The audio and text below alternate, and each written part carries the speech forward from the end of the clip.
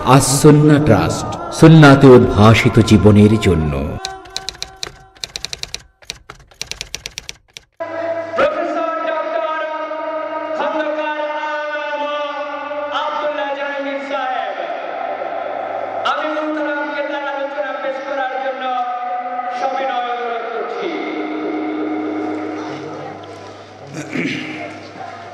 আসসালামু আলাইকুম ওয়া রাহমাতুল্লাহি ওয়া বারাকাতুহু। ইন্নাল হামদালিল্লাহি নাহমাদুহু ওয়া নাস্তাঈনুহু ওয়া নাস্তাগফিরুহু ওয়া নাউযু বিল্লাহি মিন শুরুরি আনফুসিনা ওয়া মিন সাইয়্যাতি আ'মালিনা। মান ইয়াহদিল্লাহু ফালা মুদিল্লা লাহু ওয়া মান ইউদ্লিলহু ফালা হাদিয়া লাহু। ওয়া আশহাদু আল্লা ইলাহা ইল্লাল্লাহু ওয়াহদাহু লা শারীকা লাহু ওয়া আশহাদু আন্না মুহাম্মাদান আবদুহু ওয়া রাসূলুহু সাল্লাল্লাহু আলাইহি ওয়া আলা আলিহি ওয়া আসহাবিহি ওয়া বারাক ওয়া সাল্লাম। আম্মা বা'দ, আমরা প্রায় 1 বছর পরে দারুস সালামের মাঠে বাৎসরিক মাহফিলে উপস্থিত হতে পেরে আল্লাহ তাআলার দরবারে শুকরিয়া জানাচ্ছি, আলহামদুলিল্লাহ।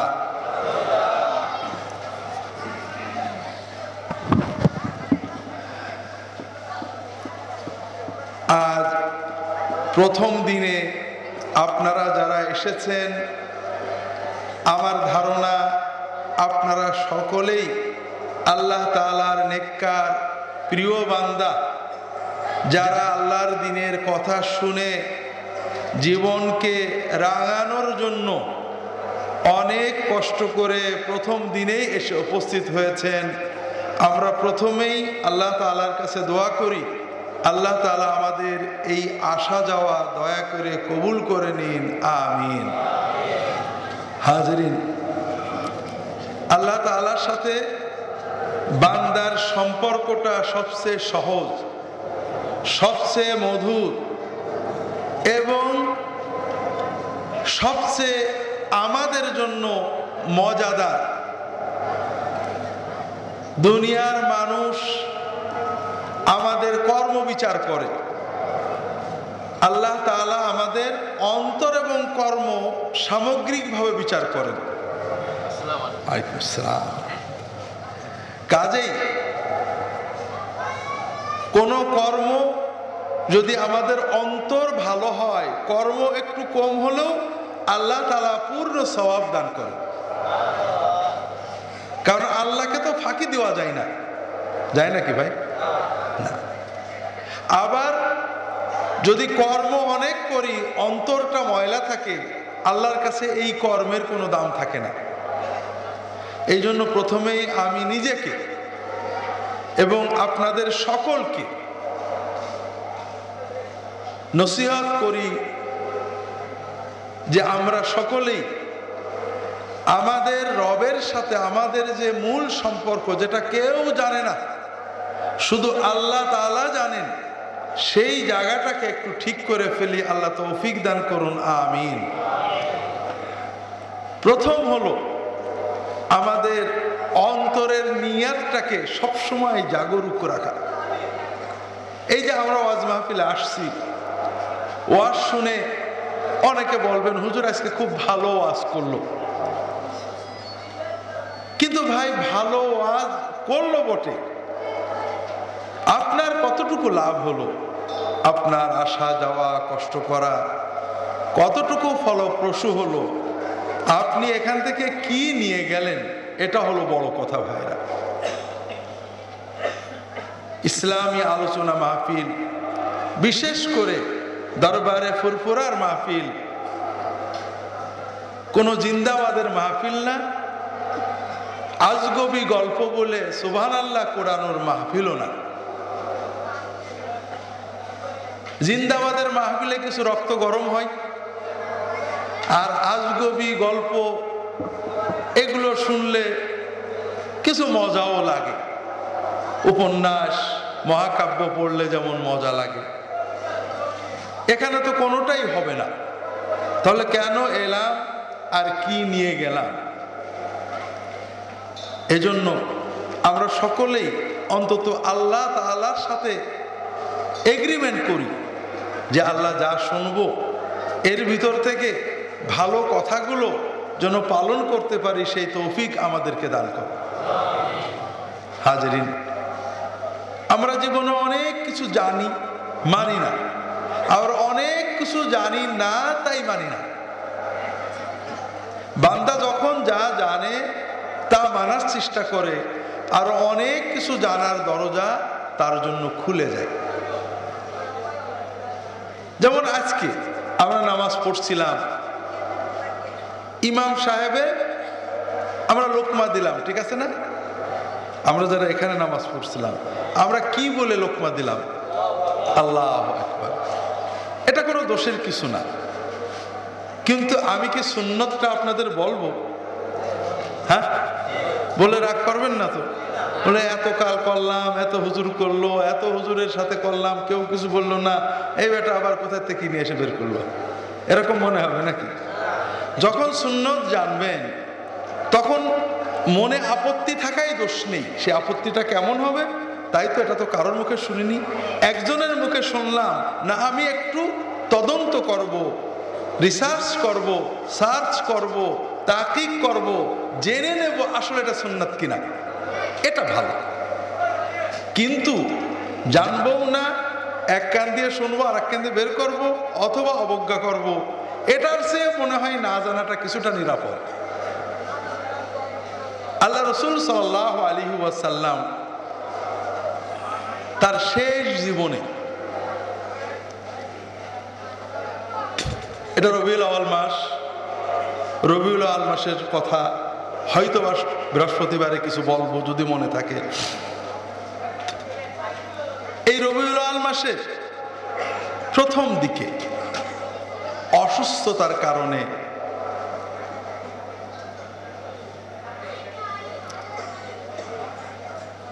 মসজিদে যেতে পারেন না।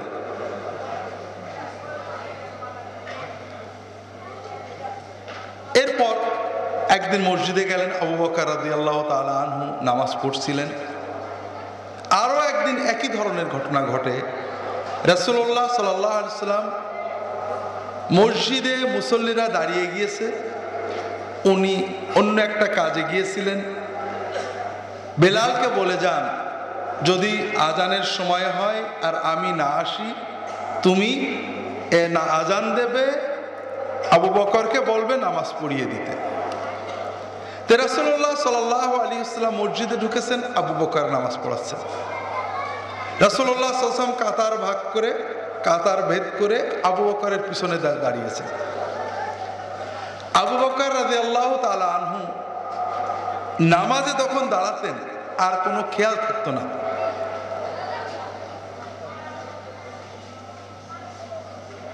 মানুষেরা সবাই তালি দিতে থাকলো। রাসূলুল্লাহ সাল্লাল্লাহু আলাইহি ওয়াসাল্লাম এসেছেন, কথা তো বলা যাচ্ছে না। আবু বকর তো মনের আবেগে নামাজ পড়ছেন, পিছন দিকে মোটেও কোনো খেয়াল নেই। ফালাম্মা রাআ তাসফিকা লা ইয়ানতাহি, যখন আবু বকর দেখলেন যে তালি মারা তো শেষ হচ্ছে না, মানে হাতের তালি, তখন তিনি গাড় ফিরিয়ে তাকিয়ে দেখেন রাসূলুল্লাহ সাল্লাল্লাহু আলাইহি ওয়াসাল্লাম। রাসূলুল্লাহ সাল্লাল্লাহু আলাইহি ওয়াসাল্লাম আওমা আনামদাহ, তিনি ইশারা করলেন যে তুমি ইমামতি চালিয়ে যাও, আমি পিছনে আছি। ফাহামিদা আবু বকর আল্লাহ হুনাইয়া, আবু বকর রাদিয়াল্লাহু তাআলা কয়েক মুহূর্ত আল্লাহ তাআলা হামদ করলেন, আলহামদুলিল্লাহ আলহামদুলিল্লাহ। সুম্মা রাজা আল কাহকারা, এরপরে খুব ভালো করে বোঝেন, নামাজ অবস্থায় হচ্ছে, এটা বাঙালি নামাজ না, এটা সুন্নত নামাজ। বাঙালি নামাজ কি? নামাজে দাঁড়ানোর পরে এক চুল নড়া যাবে না, ডান পায়ের বুড়ো আঙুল নড়লে তো নামাজ শেষ। তবে রুকু সেজদার ঠিক নেই, একেবারে টাকাটাক টাকাটাক মুরগির চেয়েও তাড়াতাড়ি। এই নামাজ নিয়ে আল্লাহর কাছে যাওয়া যাবে না। রাসূলুল্লাহ সাল্লাল্লাহু আলাইহি ওয়াসাল্লাম এরকম নামাজ দেখে বলছিলেন, লাউ মাত হাদা আলা হাদা লামাত আলা গায়রি মিল্লাতি মুহাম্মাদিন সাল্লাল্লাহু আলাইহি ওয়াসাল্লাম। যদি এই লোক এই অবস্থায় এই নামাজ পড়ে মরে, তাহলে আমার উম্মত হয়ে মরতে পারবে না। আবার আরব দেশে পুরো গালফে আরেকটা নামাজ আছে, নামাজে মাশাআল্লাহ রুকু সিজদা সুন্দরই করে, কিন্তু কাপড় ঠিক করা, ঘড়ি পরা, গোত্রা ঠিক করা সবই চলে। এগুলো আবার ঠিক না। নামাজে হাত পা শান্ত রাখতে হবে, কিন্তু প্রয়োজনে হাঁটাচলা করা যাবে, আগানো যাবে, পিছানো যাবে, ডানে যাওয়া যাবে, বামে যাওয়া যাবে। আল্লাহ রাসূল সাল্লাল্লাহু আলাইহি ওয়াসাল্লাম নামাজ পড়তে পড়তে দরজা খুলে দিয়েছেন, এক পা দুপা কিবলার দিকে এগিয়ে, নাতিকে কোলে নিয়ে নামাজ পড়েছেন, রুকু থেকে যে নামিয়ে দিয়ে সেজদা করে আবার দাঁড়িয়ে কোলে নিয়েছে। রাসূলুল্লাহ সাল্লাল্লাহু আলাইহি ওয়াসাল্লাম নামাজ পড়ছেন, প্রথম রাকাত শেষ, দ্বিতীয় সেজদা, প্রথম সেজদা হয়ে গেছে, দ্বিতীয় সেজদায় গিয়েছে, নাতি এসে কাঁধের উপর বসছে, আর সেজদা থেকে আর ওঠে না। নামাজ শেষ করে বললেন যে দেখো তোমরা হয়তো একটু বিব্রত হয়েছো, দ্বিতীয় সেজদাটা অনেক দীর্ঘ হয়েছে, আসলে আমার নাতি একটু ঘোড়ায় চড়ছিল, তা দেখলাম যে ওর শখ হয়েছে, আমি যদি সেজদাতে উঠি তো ওর শখটা পড়বে না, তো ও শখ করে চড়ে নিক, ওর না ঘোড়ায় চড়া শেষ হলো, যখন ও নিজে উঠে গেল তখন আমি উঠলাম। আমাদের দেশে কোনো ইমাম এরকম করলে তো বিনা নোটিশে এই চাকরি চলে যাবে। তো যেটা বলছিলাম, নামাজের ভিতরে কাতারের ফাঁক পূরণ করা, সামনের কাতার পূরণ করা, মুসল্লি দুজনে দাঁড়িয়েছে জামাতে, আরেকজন আসলে আগে পিছে করা, এগুলো করা সুন্নাহ, এবং এগুলো ব্যাপারে কোনো মাযহাবেও কোনো ইখতিলাফ নেই। কিন্তু আমরা জানি না, আন্দাজে এগুলো পালন করি না, কাতারে ফাঁক থেকে যাই, সামনের ফাঁকা জায়গা পূরণ করি না, ভাবি যে হয়তো ডান পায়ের বুড়ো আঙুল নড়েই বুঝি নামাজ শেষ হয়ে গেল। তো যেটা বলছিলাম, আবু বকর রাদিয়াল্লাহু তাআলা আনহু কিছু সময় নামাজের ভিতরেই আল্লাহ তাআলার প্রশংসা করে সুম্মা রাজাআল কাহকারা, তিনি ফিরে আসলেন। তখন রাসূলুল্লাহ সাল্লাল্লাহু আলাইহি ওয়াসাল্লাম আগিয়ে যেয়ে ইমামতিতে দাঁড়ালেন। নামাজ শেষ করার পরে রাসূলুল্লাহ সাল্লাল্লাহু আলাইহি ওয়াসাল্লাম আবু বকরকে বললেন, আমি যখন তোমাকে বললাম যে ইমামতি চালিয়ে যাও, তো তুমি ইমামতি না চালিয়ে এবার পিছালে কেন? আবু বকর রাদিয়াল্লাহু তাআলা আনহু বললেন, মা কানা লিবনি আবি কুহাফা আই ইয়া উম্মা রাসূলুল্লাহ সাল্লাল্লাহু আলাইহি ওয়াসাল্লাম। আবু কুহাফার বেটার এই অধিকার নেই যে রাসূলুল্লাহ সাল্লাল্লাহু আলাইহি ওয়াসাল্লামের ইমামতি করবে।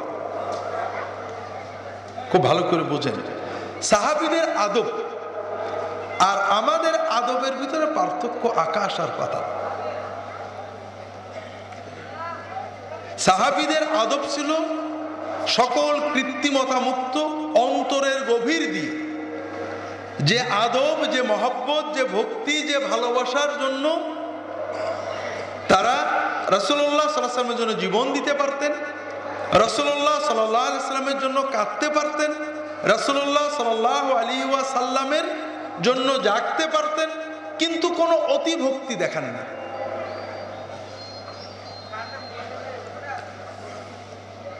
একজন সাহাবীকে প্রশ্ন করছেন তাবেঈনরা, মান আকবারু আনতা আও রাসূলুল্লাহ সাল্লাল্লাহু আলাইহি ওয়াসাল্লাম।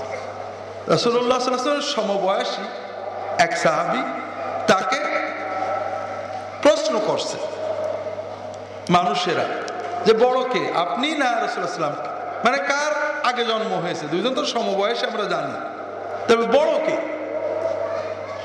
তো ওই সাহাবী উত্তর দিচ্ছেন, লা রাসূলুল্লাহ সাল্লাল্লাহু আলাইহি ওয়াসাল্লাম আকবারু মিন্নি ওয়া উলিদতু ক্বাবলাহু। রাসূলুল্লাহ সাল্লাল্লাহু আলাইহি ওয়াসাল্লাম আমার চেয়ে বড়, তবে আমি তার আগে জন্মেছি। খেয়াল করেছেন? উনি বলতে পারতেন আমি বড়, কিন্তু না, এই একটা শব্দ ওনারা মুখ দিয়ে বের করেন না।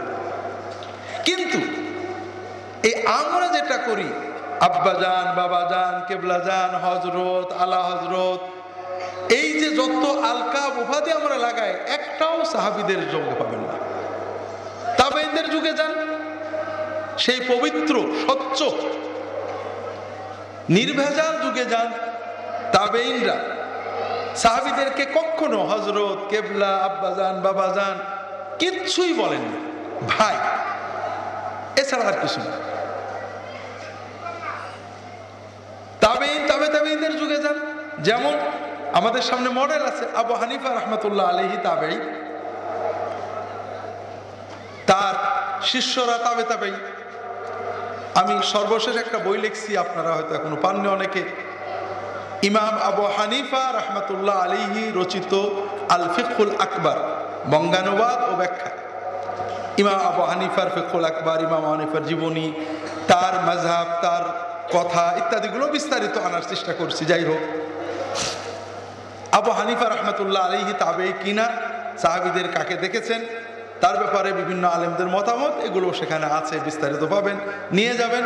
মাহফিল উপলক্ষে আমরা বইগুলো একেবারে সর্বনিম্ন পাইকারি দরে 50% ডিসকাউন্টে বিক্রি করার সিদ্ধান্ত নিচ্ছি, যেন আপনারা পেয়ে যান। বছরে অনেকেই কিনেছেন, অনেকে কেনেননি। তো যেটা বলছিলাম, ইমাম আবু হানিফা রাহমাতুল্লাহ আলাইহি তাবেঈ ছিলেন, তার শিষ্যরা আবু ইউসুফ, মুহাম্মদ, জুফার, অন্যান্য শিষ্যরা ছিলেন তাবেঈ। আমাদের সামনে তাদের লেখনীগুলো এখনো বিদ্যমান, আবু হানিফার লেখাগুলো আছে। আবু ইউসুফ এবং মুহাম্মদ রাহিমাহুমুল্লাহ তাআলা আজমাইন, তাদের লেখাগুলো আছে, উলামায়ে কেরাম পড়েন। কখনো আবু ইউসুফ, মুহাম্মদ, জুফার এরা বলছে না যে কালাল ইমাম আবু হানিফা, ইমাম আযম আবু হানিফা, ইমাম কুদওয়া, আল্লামা হযরত শেখ কুতুবুল আকতাব, গাউস আযম, ইমামুল আইম্মা, ইমামে জামান, কিছুই বলছেন না।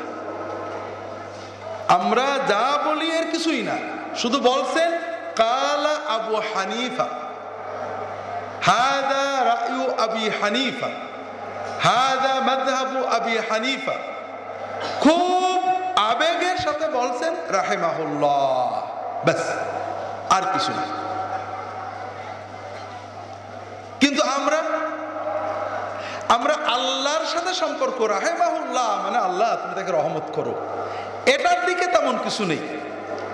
আমরা হরেক আদব বানাইছি। এখনো আমরা যখন হাদিস পড়ি, আরবি বই পড়ি, আলহামদুলিল্লাহ, আন ওমর ইবনে খাত্তাব ক্বালা আবু বকর আন আল হাসান আল বসরি আন আনাস ইবনে মালিক, কোনো সমস্যা নেই। কিন্তু যেই বাংলা তর্জমা করতে যায় হযরত হাসান বসরি, হযরত, হুজুর, কিছু একটা না লাগানো পর্যন্ত মনে হয় যেন আদব পূর্ণ হলো না। তার মানে আমাদের রুচিটাই পাল্টে গেছে। যেমন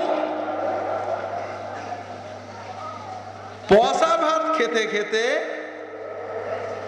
সুন্দর গরম ভাত খেতে মজাই লাগে না, আমরা এই পচা আদব করতে করতে মাসনুন আদব মজা লাগে না।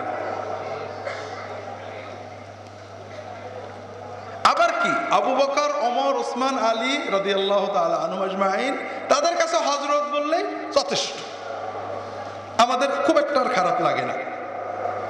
কিন্তু যখন পরবর্তী যুগের বুজুর্গদের কথা হয়, হযরতের আগে পরে আরো কিছু লম্বা চওড়া না লাগালে আমাদের মনে হলো ভক্তি হলো না, ও বেটা বেয়াদব। আব্দুল কাদের জিলানী রাহমাতুল্লাহ আলাইহি বললে একটু বেয়াদবি মনে হয়। গাউসে আজম, কুতুবুল আকতাব ইত্যাদি কিছু না বললে মনে হয় যেন আদব কম হয়ে গেল। এগুলো সবই পচা রুচির কারণে, আমাদের সামনে থেকে সুন্নাতের মডেল চলে যাওয়ার কারণে। তো যাই হোক, যেটা বলছিলাম, এখানে একটা জিনিস জরুরি বলে রাখি, কারণ এই বিষয়গুলো তো সবসময় আসে না। আমার অন্য বিষয়ে আলোচনা নিয়ত করে বসছি, শুধুমাত্র নামাজের ভিতরে সুন্নত একটা বলার নিয়ত করে কথা বেড়ে গেল। যেটা বলছিলাম ভাইরা, রাসূলুল্লাহ সাল্লাল্লাহু আলাইহি ওয়াসাল্লামের সাথে সাহাবীদের আদব, ইসলামী আদব, সব ক্ষেত্রেই সাহাবীরা মডেল। আমরা এই মডেলিয়াতটাই ভুলে গেছি।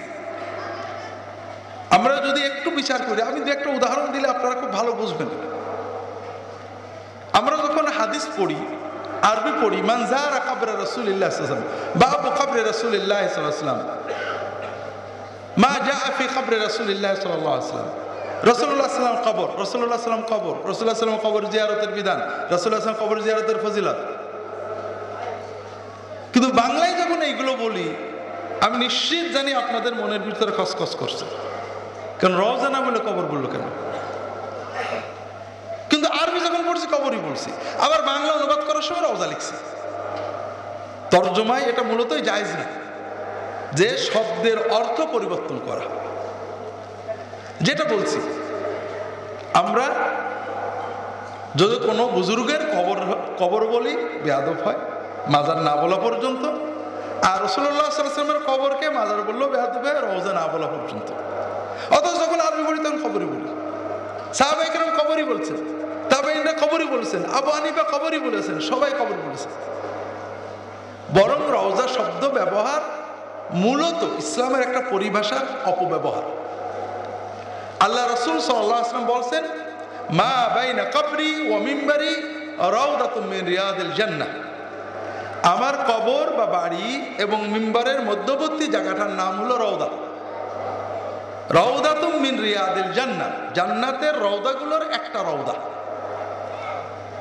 উনার বাড়িও না, উনার কবরও না। রওদাটা হলো কবর থেকে এপাশে, কবরের পশ্চিমে মিম্বার পর্যন্ত জায়গাটুক হলো রওদা। আর আমরা এই রওদার নাম দিয়েছি রিয়াদুল জান্নাহ, জান্নাতের বাগানগুলো। কিন্তু ওই জায়গাটার নাম হলো রাউদাতুম মিন রিয়াদিল জান্নাহ। রওদা, ওর নামই হলো রওদা। আর রাউদাতুশ শরীফা রাউদাতুম মিন রিয়াদিল জান্নাহ, জান্নাতের একটা রওদা। আসল রওদার নাম দিয়েছি রিয়াদুল জান্নাহ। আর যেটাকে রাসূলুল্লাহ সাল্লাল্লাহু আলাইহি ওয়াসাল্লাম, সাহাবীরা, তাবেঈনরা কেউ রওদা বলেননি, যেটাকে হুজরা বলা হয়, আয়েশা রাদিয়াল্লাহু তাআলা আনহার ঘর, সেটাকে আমরা রওদা নাম দিয়েছি। তাহলে আমরা সুন্নতের পরিভাষাটাই বিকৃত করে ফেলেছি। যখন হাদিস পড়ি জিয়ারত বাকি, যা রাসূলুল্লাহ বাকি আল গারকা, যা রাসূলুল্লাহ বাকি, একটু খারাপ লাগে না। রাসূলুল্লাহ সাল্লাল্লাহু আলাইহি ওয়াসাল্লাম বাকিতে আসলেন, বাকিতে গেলেন, বাকি জিয়ারত করলেন, বাকির মাইয়্যিতদের জন্য দোয়া করলেন।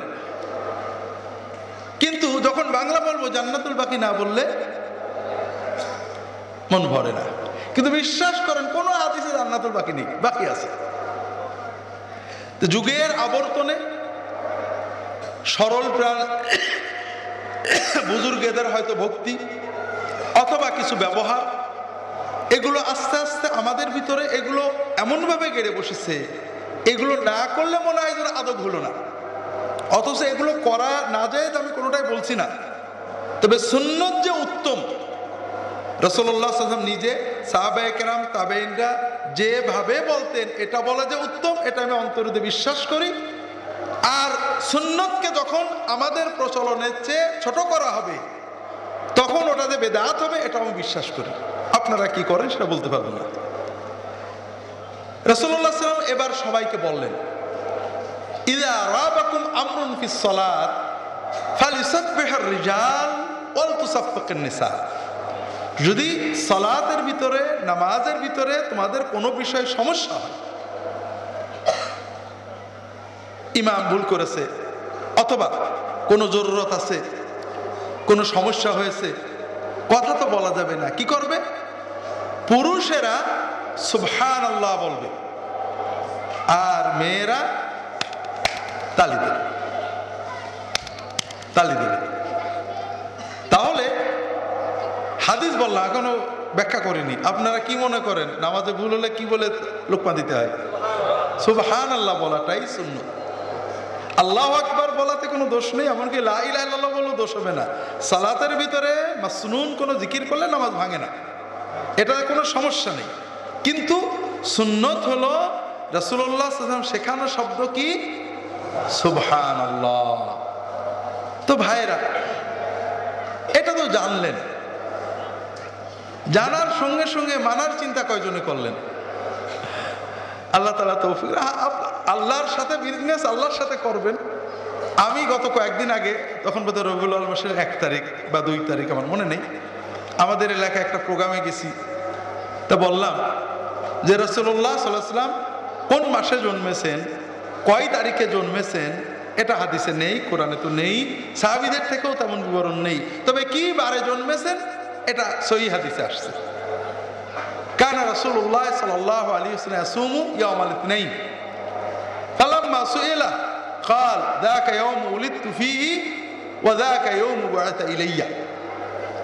রাসূলুল্লাহ সাল্লাল্লাহু আলাইহি ওয়াসাল্লাম সোমবার রোজা রাখতেন। তাকে এ ব্যাপারে জিজ্ঞাসা করা হলে তিনি বললেন, আমি সোমবারে জন্মগ্রহণ করেছি এবং আমি সোমবারেই নবুয়ত পেয়েছি। তাহলে সোমবার রোজা রাখাটা কি? সুন্নাহ। রাসূলুল্লাহ সাল্লাল্লাহু আলাইহি ওয়াসাল্লামের মাসনুন মিলাদ, রাসূলুল্লাহ সাল্লাল্লাহু আলাইহি ওয়াসাল্লামের জন্মে আল্লাহর কৃতজ্ঞতা প্রকাশ, নবীজির ইত্তেবা সাল্লাল্লাহু আলাইহি ওয়াসাল্লাম, এটাই সুন্নত পথ। আমি এই হাদিসটা বলার পরে উপস্থিত যারা ছিল তাদেরকে জিজ্ঞাসা করলাম যে হাদিসটা শোনার পরে সঙ্গে সঙ্গে অন্তত জীবনে একবার হলেও সোমবার রোজা রাখার নিয়ত করেছেন কে কে? তেমন কেউ না। আসলে আমরা শুনি, শোনার সাথে সাথে আমল করব অথবা অন্তত তাহকিক করব, এই চিন্তার অভ্যাস করতে হবে। তা না হলে আমাদের আসা যাওয়া চলতে থাকবে, জীবন ফুরিয়ে যাবে, কিন্তু আমরা এগোতে পারবো না ভাই। আল্লাহর সাথে যে সম্পর্ক, যে সম্পর্ক আমাদের জীবনের সবচেয়ে মজা, যে সম্পর্ক সবচেয়ে সহজ, যে সম্পর্ক কোনো জড়তা লাগে না, কোনো আর্টিফিশিয়ালিটি লাগে না, কোনো ভান ঢং লাগে না, যেটা মায়ের সাথে সন্তানের সম্পর্কের চেয়েও প্রিয়, সেই সম্পর্কটাকে গভীর থেকে গভীরতর করার জন্য আমাদের একটা দৃঢ় ইচ্ছা থাকতে হবে। আমি আল্লাহর পথে চলার জন্য রাসূলুল্লাহ সাল্লাল্লাহু আলাইহি ওয়াসাল্লামের যত সুন্নত জানবো, যতটুকু পারি একবার হলেও সেটা আমল করব, আরও সুন্নত জানার চেষ্টা করব। আল্লাহ তাআলা তৌফিক দান করুন, আমিন। তো ভাইরা, যেটা বলে শুরু করছিলাম যে আজকে যারা এসেছেন আপনারা সবাই আমার ধারণায় আল্লাহ তাআলার প্রিয় বান্দা, কষ্ট করে প্রথম দিনেই এখানে উপস্থিত হয়েছেন। আমাদের হযরত পীর সাহেব হুজুর অনেক মূল্যবান কথা বলে গিয়েছেন। আমি একটা বিষয় আপনাদের সাথে আলাপ করব নিয়ত করছিলাম আসার আগে, সেটা হলো আল্লাহ তাআলার সাথে একটা বিজনেস। আমরা যত কাজ করি এর ভিতরে আল্লাহ তাআলার সাথে একটা ভালো বিজনেস আছে। এই বিজনেসটা করলে অনেক লাভ, আর বিজনেস না করলে অনেক লস, দুনিয়াতে লস, আখিরাতে লস। বিজনেসটা হলো আমাদের দেশের মাল্টি লেভেল মার্কেটিং এর মতো বিজনেস। মাল্টি লেভেল মার্কেটিং মানুষের সাথে বিজনেসে জায়েজ না, কিন্তু আল্লাহর সাথে মাল্টি লেভেল মার্কেটিং আছে একটা, আর সেটা হলো আল্লাহর পথে মানুষকে ডাকা। সেটা কি কি ভাই? আল্লাহর পথে ডাকা। তা আপনারা সবাই যেহেতু দিনদার আমলদার মানুষ, অন্যান্য দিকে না যে আমি আল্লাহর পথে মানুষের ডাকার কথাটা আপনাদের বলবো। আমার ধারণা যে আমরা এই ফরজ ইবাদতটার ক্ষেত্রে ব্যাপক অবহেলা করে থাকি। এই ইবাদতটা ফরজ, অনেক সময় ফরজে আইন, অনেক সময় ফরজে কিফায়া। পালন না করলে অনেক বিপদ আছে, পালন করলে অনেক পুরস্কার আছে, কিন্তু আমরা এটা পালন করছি না। যারাও করছি তারাও আল্লাহর পথে দাওয়াতের চেয়ে প্রত্যেকে নিজ নিজ দল এবং মতের পথে দাওয়াত দিচ্ছে, যে কারণে দাওয়াতটা আল্লাহর পথে হচ্ছে না। আল্লাহর পথের সাথে আমরা কিছু সিলেবাস কারিকুলাম জুড়েছি, শুধু সেই দিকে হচ্ছে। মনে করেন আমাদের দেশে আল্লাহর রহমতে হাজার হাজার লক্ষ লক্ষ মসজিদ, ঠিক না ভাই? যে কোনো মহল্লার মসজিদে রেগুলার মুসল্লি অন্তত শতাধিক আছে। প্রত্যেক মুসল্লি যদি একদিনে একবার একজন বেনামাজিকে দাওয়াত দেয় যে ভাই চলেন না নামাজে যাই, এবং তার দাওয়াতে মাসে 5টা মানুষ নামাজি হয়, তাহলে কি আমাদের দেশে বেনামাজি থাকতো? কি মনে হয় আপনাদের? কেন থাকলো? ওই বেনামাজিরা যেদিন আল্লাহ তাআলার ফেরেশতারা তাদেরকে জাহান্নামে নেবে, ওরা আমাদের বিরুদ্ধে অভিযোগ করে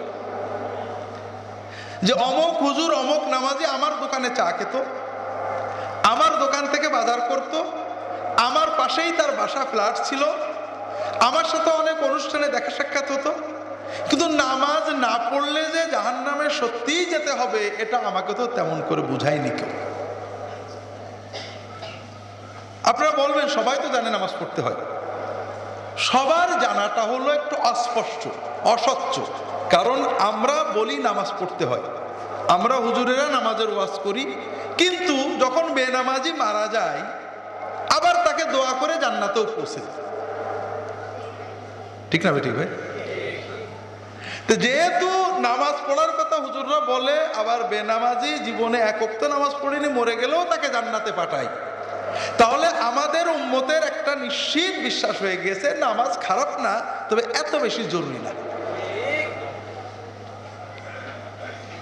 অথচ নামাজের চেয়ে জরুরি জিনিস ইমানের পরে আর ইসলামে কিছুই নেই। আজকে নামাজের গুরুত্বের কথা বলবো না, কারণ আপনারা সবাই নামাজের গুরুত্ব জানেন। দুর্ভাগ্য ভাই, আমাদের আশেপাশে হাজার হাজার বেনামাজি, তাদের কাছে আমরা দাওয়াতটা দিইনি। দাওয়াত কিভাবে দেব? দাওয়াত দিলে কি হবে? রাসূলুল্লাহ সাল্লাল্লাহু আলাইহি ওয়াসাল্লাম কি বলেছেন, কোরআন কি বলে, বলার আগে ভুলে যাব এই ভয়তে একটা জরুরি কথা বলে রাখি। আমরা দাওয়াতের ক্ষেত্রে কিছু ভুল করি। সেটা হলো দাওয়াতের ক্ষেত্রে নামাজের দাওয়াত দেওয়ার আগে নামাজটাকে কঠিন করে ফেলি। রাসূলুল্লাহ সাল্লাল্লাহু আলাইহি ওয়াসাল্লাম তিনি সত্যিকারের দায়ীর যে চরিত্র আখলাক হওয়া উচিত তিনি মডেল করে দেখিয়েছেন। তিনি কেমন ছিলেন? কোন মানুষ তার কাছে প্রশ্ন করতে ভয় পায়নি। যুবকেরা, তিনি ছিলেন যুব বান্ধব, যুবকেরা তার কাছে সহজেই প্রশ্ন করতে পারত। আমরা হুজুরেরা খুব গাম্ভীর্য, হাইবাত। রাসূলুল্লাহ সাল্লাল্লাহু আলাইহি ওয়াসাল্লামের প্রতিটি কাজে পজিটিভ ছিলেন। মানুষের ভুলটা বিচার না করে ভালোটা বিচার করতেন। এক যুবক ছেলে মসজিদে ঢুকেছে, ঢুকে দেখে রাসূলুল্লাহ সাল্লাল্লাহু আলাইহি ওয়াসাল্লাম রুকু দিয়ে দিয়েছেন জামাতে। আমরা বাংলাদেশের মানুষ যখন এরকম ঘটে, মসজিদে যেয়ে দেখি ইমাম সাহেব রুকু দিয়েছেন, তখন আমরা কি করি? দৌড় দিই, দৌড়ে যেয়ে কাতারে দাঁড়াই।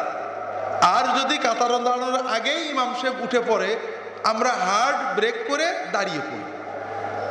এই দৌড়ানো এবং ব্রেক করা দুটোই নাজায়েজ কাজ, গুনাহের কাজ। রাসূলুল্লাহ সাল্লাল্লাহু আলাইহি ওয়াসাল্লাম বলেছেন, ইযা উকিমাতুস সালাতু ফামশু ইলাইহা ওয়া আলাইকুমুস সাকিনাতু ওয়াল ওয়াকার। নামাজ যদি একামত হয়েও যায়, তোমরা নামাজে হেঁটে যাবে, তোমাদের অন্তর শান্ত থাকবে আর হাঁটাটা গাম্ভীর্যের সাথে হবে। কারণ কি? কারণ হলো তুমি যখন মসজিদে নামাজের নিয়তে বাড়ির দরজা খুলে বেরিয়েছো, তখন থেকেই তুমি নামাজে রয়েছো, তোমার নামে নামাজের সওয়াব লেখা হচ্ছে।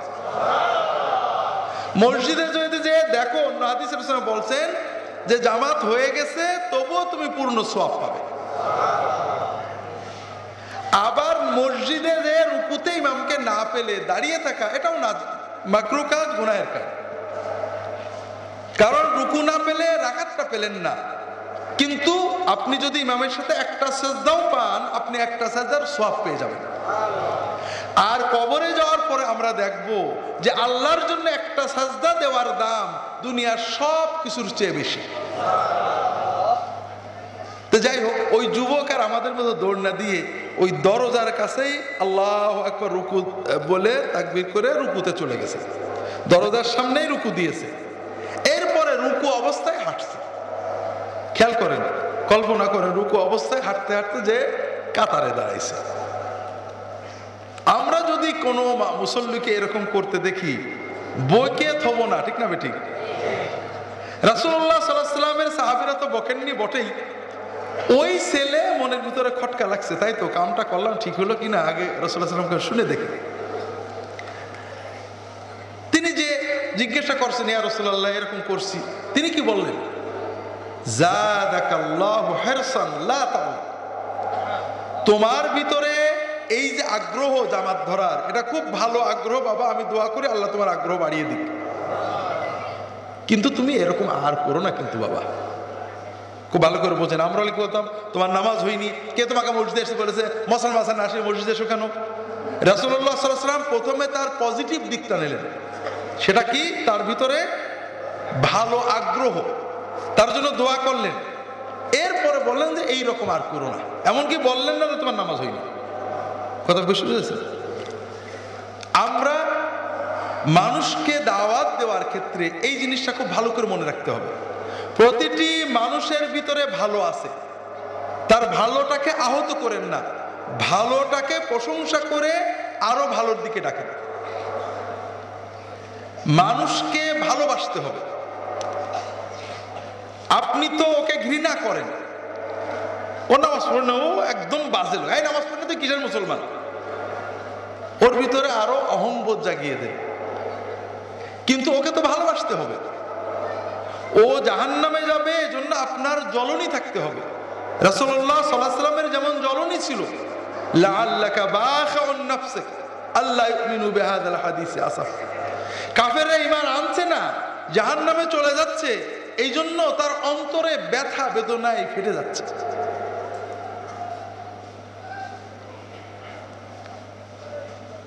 আমরা দাওয়াত দিতে গেলে অনেক সময় মানুষেরা সাধারণভাবে, আমরা যদি সুন্নত মতো মানুষকে ডাকি তাহলে কেউই বাজে কথা বলে না। আমাদের সমাজে এখনো এমন মানুষ বলতে গেলে নেই, ভাই চলেন না নামাজে যাই, ভাই চলেন না ওয়াজে যাই, বলে আরে ধর কিসের নামাজ, এরকম হাজারো একটা পাওয়া যায় না। সে বলবে না চাইলে ভাই কাপড় ঠিক নেই, ভাই ইনশাল্লাহ পরে যাবো, ভাই এখন একটু অসুবিধা আছে, অজুহাত দিয়ে চলে যাবে, কিন্তু খারাপ কথা বলবে না। কিন্তু আপনি এই যে কথাটা বললেন, শুধু কথাটা বললেন, এর জন্য কি হলো? আমরুম বিল মারুফ সাদাকা ওয়া নাহয়ুন আনিল মুনকার সাদাকা। আপনি এই কথা বলার সঙ্গে সঙ্গে ও মানুক আর না মানুক, আপনার আমলনামায় বিরাট সৎকার সওয়াব লেখা হবে।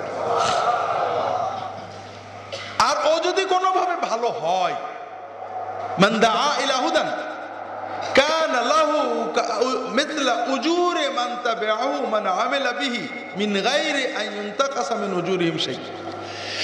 কেউ যদি একটু ভালো দাওয়াত দেয়, ভালো কথা বলে, ভালো কাজের কথা বলে, এই কাজে এই দাওয়াতে ভালো হবে যত মানুষ, যত নেক আমল করবে তাদের ওসিলায় যত মানুষ ভালো হবে, যত নেক আমল করবে সকলের সমান 100% সমান সওয়াব ওই ব্যক্তির আমলনামায় লেখা হবে। তো ভাইরা, অনেক সময় লোকেরা কথা শোনে না, আচ্ছা ভাই কাল যাব, পরশু যাব, অনেক সময় বাজে কথাও হয়তো বলল। আমি আপনাদের বলেছি কিনা মনে নেই, আমাদের দেশে MLM কোম্পানিগুলো এবং ইন্স্যুরেন্স কোম্পানিগুলোর এজেন্ট আছে, জানেন তো? ওরা আমাদের কাছে আসে, আমাদের কাছে এসে যখন জিজ্ঞাসা করে ভাই আপনি কি ইন্স্যুরেন্স করেছেন, যদি আমি বলি করেছি, তখন ও খুশি হয় না বেজার হয়? হ্যাঁ, ও বেজার হয়, কারণ ও জানে আমাকে আরো কাস্টমার হিসেবে। হ্যাঁ, আর যখন বলি যে না তো ভাই, তখন ও খুশি হয় না বেজার হয়? খুশি হয়। হওয়ার পরেও আপনাকে ওর কোম্পানির অনেক প্রশংসা করে। আপনি যদি বলেন আরে ভাই তো এগুলো জানি সব চিটারি, ও কি রাগ করে? রাগ করে। কেন? ওর রাগ নেই? আছে, ওর রাগ আছে, জেদ আছে, কিন্তু ও রাগ করে না কেন? ব্যবসার স্বার্থে। ওটা বিজনেস আছে, ও জানে 10 বার গুলে 50 বার করে 100টা গাল শুনেও যদিও আপনাকে কোন রকমে ঢুকাতে পারে, তাহলে আপনার সব কমিশনটাও পাবে। ঠিক আছে না? আমরা যদি কমিশনের চিন্তা করে আল্লাহর সাথে বিজনেস করতাম, তাহলে আমাদের রাগ হতো না। আমরা যখন কোনো লোকটা জানবো যে নামাজ পড়ে, তার চেয়ে বেশি খুশি হবো যখন দেখবো নামাজ পড়ে না, আল্লাহ একটা কাস্টমার পাইছে, আল্লাহ এই কাস্টমারকে আল্লাহ আমি নেবো, আল্লাহ আমার হাতে ওকে মসজিদে ঢুকায়ও, আর কেউ যেন না নিতে পারে, তাহলে আমি ওর কারণে জান্নাত পাবো। ও যখন আমাকে রাগ করবে আমি খুশি হব, আলহামদুলিল্লাহ আমার বাড়ছে। ওকে তেলায় তুলায় কোনো রকম মসজিদে নিলেই আমার বিজনেসটা আমার রবের সাথে মালিকের সাথে সফল হয়ে গেল, ঠিক না ভাই? হ্যাঁ, জোকের মতো আমি অনেক জায়গায় বলেছি, মনে পড়ে বলে এই প্রসঙ্গে, আমরা যখন আলেমে পড়তাম তখন আমার প্রতিবেশী একজন কিষান রাখলেন তার জমিগুলো চাষ করতে। তো ওই সময় আমরা নতুন নতুন মৌলবী হয়েছি, তা ছেলে পেলে ধরে ধরে নামাজ পড়াতাম। তা ওনাকে বললাম যে ভাই নামাজ পড়তে হবে, বললেন হ্যাঁ নামাজ পড়তে হবে, তো সূরা কেরাত তো জানি না। তাই বলে নামাজের জন্য সূরা কেরাত লাগে, আপনাকে কে বলেছে? সূরা কেরাত ছাড়াই নামাজ হয়, শিখতে থাকে না নামাজ পড়তে থাকে। বলেছে হুজুর নিয়ত তো শিখিনি। দূর মিয়া, নামাজের জন্য নিয়ত লাগে কে আপনার বলেছে? এসব বাজে কথা। আমি জোহরের ফরজ নামাজ পড়ছি, আল্লাহ আকবার, এতেই চলবে, চলেন যায়। বলে যে টুপি তো নেই, বলে টুপি লাগে না, টুপি ছাড়া নামাজ হয়। বলে কাপড় তো না পাক, বলে নামাজের জন্য কাপড় পাক হওয়া লাগে আপনার কে বলেছে? পাক কাপড় থাকলে ভালো, না হলে না পাক কাপড়ই ভালো। তো ওই এক পর্যায়ে লোকটা নামাজ ধরলো, আর মানুষের কাছে বলতো এইসব জোকের মতো হুজুর ধরলে আর চালানো যায় না। কথা বুঝেননি? তা আপনি জোক হন, আপনি তাকে নিয়ে একসাথে জান্নাতে যাবেন, মনে মনে এরাদা করে নেন, ওকে বলেন যে ভাই আমি নিয়ত করে ফেলে তোমার সারা জান্নাতে যাব না, একটু চলো মসজিদে। কথা কি বুঝতে পেরেছেন?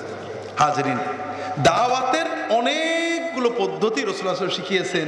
তার আগে আমরা দাওয়াতের গুরুত্বটা একটু গোটা বোঝার চেষ্টা করি। আল্লাহ তাআলা কোরআন কারীমে মুসলমানদেরকে বারবার বারবার বারবার দাওয়াতের নির্দেশ দিয়েছেন বিভিন্নভাবে, সবাইকে। বড় দুঃখ লাগে আমরা এখন মুসলমানের দাওয়াত দিই না, আর অমুসলমানের তো দিই না। কথা বুঝতে পারছেন? অথচ আল্লাহ কোরআন কারীমে পুরো বিশ্ব মানবতাকে দাওয়াত দিতে বলেছেন। আল্লাহ রাসূল সাল্লাল্লাহু আলাইহি ওয়াসাল্লাম সারা বিশ্বের মানুষকে দাওয়াত দিয়েছেন। রোমান সম্রাটের কাছে দাওয়াত পৌঁছিয়েছেন, মিশরের সম্রাটের কাছে দাওয়াত পৌঁছিয়েছেন, পারস্যের সম্রাটের কাছে দাওয়াত পৌঁছিয়েছেন, আশেপাশে বিশ্বের যত শক্তি ছিল সবার কাছে দাওয়াত পৌঁছিয়েছেন।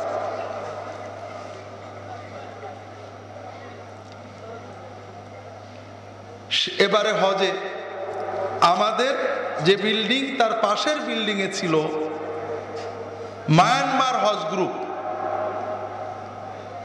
এরা বার্মা থেকে হজে আসছে, এরা অরিজিনাল বার্মিজ, রোহিঙ্গা না। তা আমার সাথে এক হাজি, তিনি বলছেন যে আল্লাহু আকবার, আল্লাহর দিনের দায়ীরা ওই বার্মার ওই পাহাড় পর্বত ভেদ করেও চলে গেছিলেন। তা আলহামদুলিল্লাহ সাহাবীদের পরে তাবেঈন অন্যরা চলে গিয়েছেন, দূর দূরান্তে যাওয়া লাগেনি।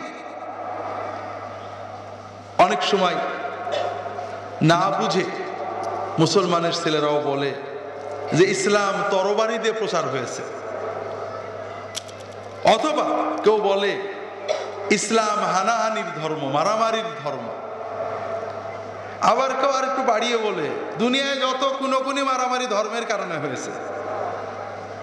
তা আমি বলছি, একজন বলছে, তা বললাম তো ভাই, এই দুনিয়াতে সবচেয়ে বড় যুদ্ধ যেখানে লক্ষ লক্ষ মানুষ মরেছে, সেগুলো কি? হ্যাঁ, প্রথম বিশ্বযুদ্ধ। এটা কোন ধর্মের কারণে হয়েছে? ধর্মের কারণে হয়েছে। হ্যাঁ, আচ্ছা, এই যে ভিয়েতনামের সাথে কম্বোডিয়া এবং চীন, এই দেশগুলোর যে যুদ্ধ, লক্ষ লক্ষ মানুষ মরেছে, এটা কোন ধর্মের কারণে হয়েছে? হ্যাঁ, এটা কমিউনিজম ধর্মের কারণে হয়েছে। এরাও কমিউনিস্ট, ওরাও কমিউনিস্ট। কমিউনিজম একজন আরেকজনের দখল করার জন্য হয়েছে। কখনো গণতন্ত্র ধর্মের নামে হয়েছে, কখনো সভ্যতা ধর্মের নামে হয়েছে, কখনো কমিউনিজম সমাজতন্ত্র ধর্মের নামে হয়েছে। ধর্মের নামে যুদ্ধ মানুষ করেছে, ধর্মের অপব্যবহার হয়েছে, তবে অন্যান্য সকল অপব্যবহার, গণতন্ত্রের অপব্যবহার, সমাজতন্ত্রের অপব্যবহার, কি বলে মানবতার অপব্যবহার, সেমিটিজমের অপব্যবহার, অ্যান্টিসেমিটিজমের অপব্যবহার, এর কারণে যত কোটি মানুষ মরেছে সারা বিশ্বের সব ধর্মের নামে লড়াই করেও অত মানুষ মরেনি। এরপরে আসলো ইসলাম ধর্মের কথা। আজকাল অনেক আগেই 1978 সালে আমেরিকায় খ্রিস্টান মিশনারিদের একটা সম্মেলন হয়, নর্থ আমেরিকান কনফারেন্স অন মুসলিম ইভাঞ্জেলাইজেশন, মুসলমানদের খ্রিস্টান করার ব্যাপারে উত্তর আমেরিকার মহাসম্মেলন। এখানে তারা সিদ্ধান্ত নেন আগামী অর্ধ শতাব্দীর ভিতরে বাংলাদেশ এবং আরো কয়েকটা মুসলমান দেশকে খ্রিস্টান মেজরিটি দেশে পরিণত করবে, এবং তাদের ঘোষিত লক্ষ্য হলো 2015-এর ভিতরে, আর কতদিন আছে, 2015-এর ভিতরে বাংলাদেশে অন্তত 5 কোটি মানুষ মুসলমান খ্রিস্টান হবে, এবং তারা সেই টার্গেটে এগিয়ে যাচ্ছেন খুব দ্রুতই। কারণ আমরা মুসলমানেরা বর্তমানে অন্য অনেক বিষয় নিয়ে ব্যস্ত।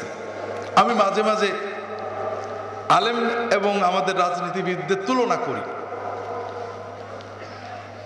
রাজনীতিবিদরা রাগ করতে পারে, তো আমাদের ওয়াস্তাদ শোনে না।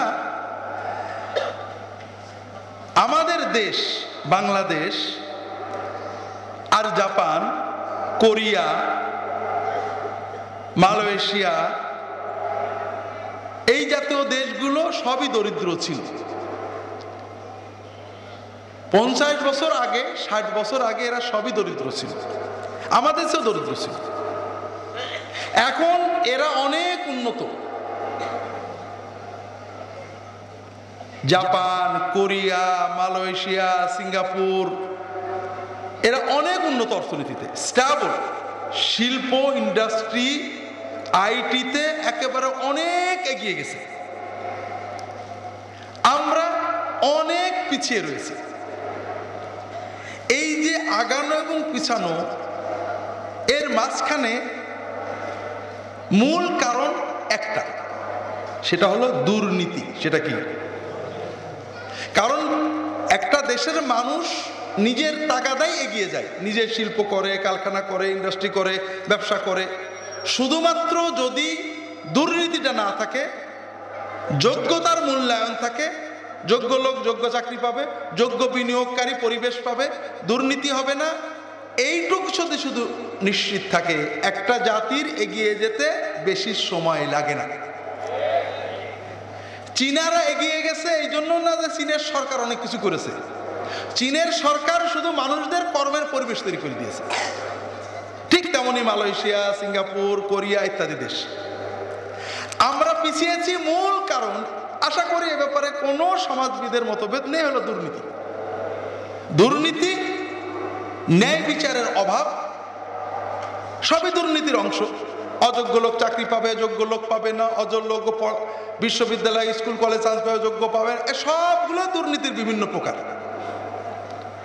তাহলে আমাদের দেশে বিশ্ব সভায় আমরা পিছিয়ে গেছি, এর কারণ হলো কি? দুর্নীতি। আগে সবাই মোটামুটি দুর্নীতির বিরুদ্ধে কিছু কিছু বলতো, শুনতাম। আমরা তো রাজনীতি বুঝি না, রাজনীতি বলতেন। ইদানিং লক্ষ্য করছি আমাদের দেশের রাজনীতিবিদ, আলেমুলামা, আমরা একটা কমন দুশ্মন বানাইছি। আমরা হুজুররা বলি নাস্তিকরা, নাস্তিক খতম করো, নাস্তিকদের শেষ করো, ইসলাম বিরোধী কাজ শেষ করো।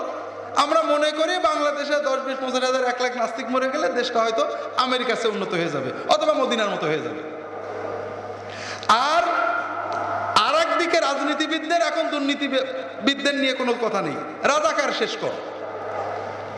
মনে হচ্ছে যেন বাংলাদেশ থেকে 10, 20 লাখ রাজাকার মরে গেলে আমরা আমেরিকার মতো, জাপানের মতো উন্নত হয়ে যাব। এর ফলে কি হয়েছে? হুজুররাও আছে এক বিষয় নিয়ে, রাজনীতিবিদরাও আছে এক বিষয় নিয়ে, ফাঁকে দুর্নীতিবাজরা এখন মহা শান্তিতে আছে। আমরা হুজুররা 10 দফা 20 দফার ভিতরে দুর্নীতি দমনের কোনো দফা নেই, আর রাজনীতিবিদদের যত কথা আছে এক দফা এক কথা, রাজাকার মুক্ত করো, দুর্নীতির কোনো কথা নেই। যে কারণে মাশাআল্লাহ তাবারাকাল্লাহ বাংলাদেশের দুর্নীতিবাজ দুর্নীতিবিদ সকলেই নিরাপদে আছেন এখন। আমরা বাংলাদেশের আলেম উলামারা ঠিক এরকম একটা কাজ করছি। আগে আলেম উলামারা শিরক কুফরের বিরুদ্ধে বলতেন, নাস্তিকতা ইলহাদের বিরুদ্ধে বলতেন, মানুষদের ভিতরে যে পাপাচার বেড়ে যাচ্ছে, জিনা ব্যভিচার সুদ ঘুষ এগুলো নিয়ে বলতেন। ইদানিং আমি খুব উদ্বিগ্নের সাথে অথবা উদ্বিগ্ন হয়ে লক্ষ্য করছি আমাদের উলামায়ে কেরাম মাশাআল্লাহ তাবারাকাল্লাহ দুই গ্রুপ, এক গ্রুপ রফাদাইন প্রতিষ্ঠা করা, আমিন জোরে বলা, কি বলে ইত্যাদি প্রতিষ্ঠা করার জন্য পাগল হয়ে গিয়েছেন। আর এক গ্রুপ যে কোনো মূল্যে রফাদাইন বন্ধ করো, আমিন জোরে বন্ধ করো, কি বলে জাকির নায়েক বন্ধ করো, আহলে হাদিস উৎখাত করো, আমাদের দেশ শান্তি হয়ে যাবে, পরিপূর্ণ ইসলাম হয়ে যাবে। আমাদের ওদিকে বিরায় মাহফিল হয় সন্ধ্যা 6টা থেকে রাত 12টা পর্যন্ত, হাই প্রোফাইল 6 ঘন্টা 7 ঘন্টা 5 ঘন্টার মাহফিলে পুরো সময় কেউ জাকির নায়েকের বিরুদ্ধে আহলে হাদিসের বিরুদ্ধে একেবারে বিশাল ওয়াজ করে চলে গেলেন। আবার কেউ রফাদাইনের পক্ষে মানে তাকলিদের বিরুদ্ধে বিশাল ওয়াজ করে চলে গেলেন। এর কারণে খ্রিস্টান মিশনারিদের খ্রিস্টানকরণ, কাদিয়ানীদের ধর্মান্তরকরণ, শিয়াদের শিয়া ধর্ম প্রচার, রেডিও টেলিভিশনের মাধ্যমে শিরক কুফর ইলহাদ ব্যভিচার মদ মাদকতা প্রচার, মানুষের চরিত্র নষ্ট, মাজার ব্যবসায়ীদের মাধ্যমে মানুষদেরকে কবর পূজারী এবং জীবন বিমুখ বানানো, এগুলো এই সব কাজে যারা লিপ্ত আছেন তারা দুর্নীতিবাজদের মতোই নিরাপদে আছেন এখন। যেটা বলছিলাম ভাইরা, এটা হলো ব্যথা বেদনা, এটা আপনাদের সাথে শেয়ার করা, কারণ আমাদের তো কিছু বলার নেই। অদ্ভুত ব্যাপার, একটা বিশাল মাহফিলে শুধু রফাদাইনের রদ করার জন্য বড় বড় আলেমরা, অথচ ওই এলাকায় একজন হয়তো রফাদাইন করে না। ওই এলাকায় শিরিক আছে, কুফুর আছে, নতুন খ্রিস্টান হওয়া ধর্মান্তরিত লোক আছে, ওই এলাকার নামাজ পড়তে এখন পড়া বাদ দিয়েছে আছে, ওই এলাকায় কি বলে জিনা ব্যভিচার ছড়িয়ে গেছে, যুবকদের চরিত্র নষ্ট হয়ে গেছে, একটা কথাও হলো না। ঠিক ভাইস ভার্সা, বিপরীতটাও একই অবস্থা। একজন দাড়ি রাখুক না রাখুক, এরপরে কি বলে সুদ ঘুষ খাচ্ছে কি না খাচ্ছে, অথবা মানে সুদের সাথে জড়িত কিনা, অথবা অন্য কোনো দুর্নীতিতে জড়িত কিনা, এটা ডাজন্ট ম্যাটার। সে রফাদাইন করে কিনা, তাহলে আমার দল। এই পরিস্থিতিতে খ্রিস্টান মিশনারিরা যে কথা বলে ধর্ম প্রচার করেন যুবকদের কাছে, যে খ্রিস্ট ধর্ম ভালোবাসার ধর্ম আর ইসলাম ধর্ম হানাহানির ধর্ম, আপনারা জানেন না। আমার একটা ছোট্ট বই আছে কিতাবুল মুকাদ্দাস, আগেও আপনাদের বলেছি, এটা যদি আপনারা নিয়ে পড়েন তাহলে ইন্টারনেট লিঙ্কগুলো পাবেন। ধর্ম প্রচারের নামে মুসলমানরা কোনোদিন কোনো অমুসলমানকে ধরেছে, ফাঁসি দিয়েছে, আগুনে পোড়াইছে, মেরেছে, এর কোনো প্রমাণ নেই। কোনো প্রমাণ নেই যে মুসলমান হুজুর আলেম মসজিদে নিয়ে এসে কোনো একজন অমুসলমানকে ধর্মান্তর করার জন্য বাধ্য করেছে বা চেষ্টা করেছে। রাসূলুল্লাহ সাল্লাল্লাহু আলাইহি ওয়াসাল্লাম সাহাবীদের যুগেতে নেই, বরং উল্টো আছে।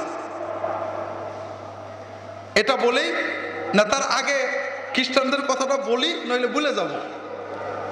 খ্রিস্ট ধর্মের পাদ্রীরা এখন প্রচার করেন, কিন্তু আগে প্রচার ছিল না, আগে ছিল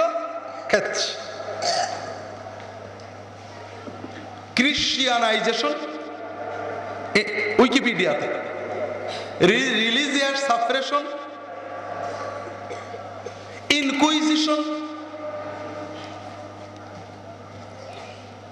এই ধরনের আর্টিকেলগুলো এবং এদের যে লিঙ্কগুলো আছে এগুলোতে গেলে আপনি অবাক হয়ে যাবেন। লক্ষ লক্ষ মানুষকে জীবন্ত হাত পা বেঁধে আগুনে পোড়ানো হয়েছে ধর্মের নামে। একটা ছোট গল্প বলি, মজা।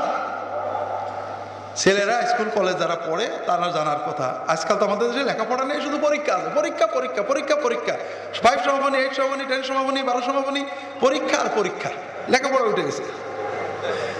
তো যারা লেখাপড়া করে তাদের ভিতরে জানার কথা জোয়ান অব আর্ক, একটা কিশোরী যুবতী মেয়ে ফ্রান্সের সাথে যখন ইংল্যান্ডের দীর্ঘমেয়াদী যুদ্ধ হচ্ছিল তখন ফ্রান্সরা হেরে যাচ্ছিল, এই মেয়েটা হঠাৎ লিডার হয়ে ফ্রেঞ্চ বাহিনীকে বেশ আগিয়ে নিয়ে যায় এবং ফ্রেঞ্চরা একেবারে জয়লাভ করতে থাকে। এরপর এক পর্যায়ে জোয়ান d'Arc ব্রিটিশ বাহিনীতে ধরা পড়ল, জেলে ছিল। জেলে সে প্যান্ট পরছিল, প্যান্ট চেনেন না, প্যান্ট পরছিল। প্যান্ট পরার কারণে তার ইনকুইজিশন হলো, মানে ধর্মীয় বিচার হলো। পাদ্রীরা বসেন বিচারে, তুমি জানো তুমি মেয়ে মানুষ, পুরুষদের পোশাক পরেছো, তুমি তো বেঈমান হয়ে গেছে। ওই মহিলা বলল যে আমি যদি জেলে মেয়েদের পোশাক পরে থাকি, তো জেলের যারা কারারক্ষক জেলার এরা আমাদের উপরে পাশবিক অত্যাচার করে, আমাদের সম্ভ্রম নষ্ট করে। প্যান্ট পরা থাকলে এটা সহজ হয় না, এই জন্য আমি প্যান্ট পরি। কিন্তু পাদ্রীরা বললেন শেষ পর্যন্ত যে না, প্যান্ট পরার কারণে, মেয়ে হয়ে পুরুষের মতো চলার কারণে ওর ঈমান নষ্ট হয়ে গেছে, ও কাফের হয়ে গেছে, ও মুরতাদ হয়ে গেছে। ওর শাস্তি আগুনে পুড়িয়ে মারা। ওকে ক্রস বানিয়ে হাত পা বেঁধে দিয়ে আগুন ধরিয়ে পোড়ানো হলো, জীবন্ত আগুনে পুড়িয়ে মারা হলো। কিসের অপরাধে? এই হলো প্রেমের কাহিনী। কথা বুঝতে পারেন? কলম্বাসের কথা আমরা জানি। কলম্বাস আমেরিকা আবিষ্কার করেছিলেন, তাকে পাঠিয়েছিলেন স্পেনের রাজা ফার্ডিনান্ড, রানী ইজাবেলা।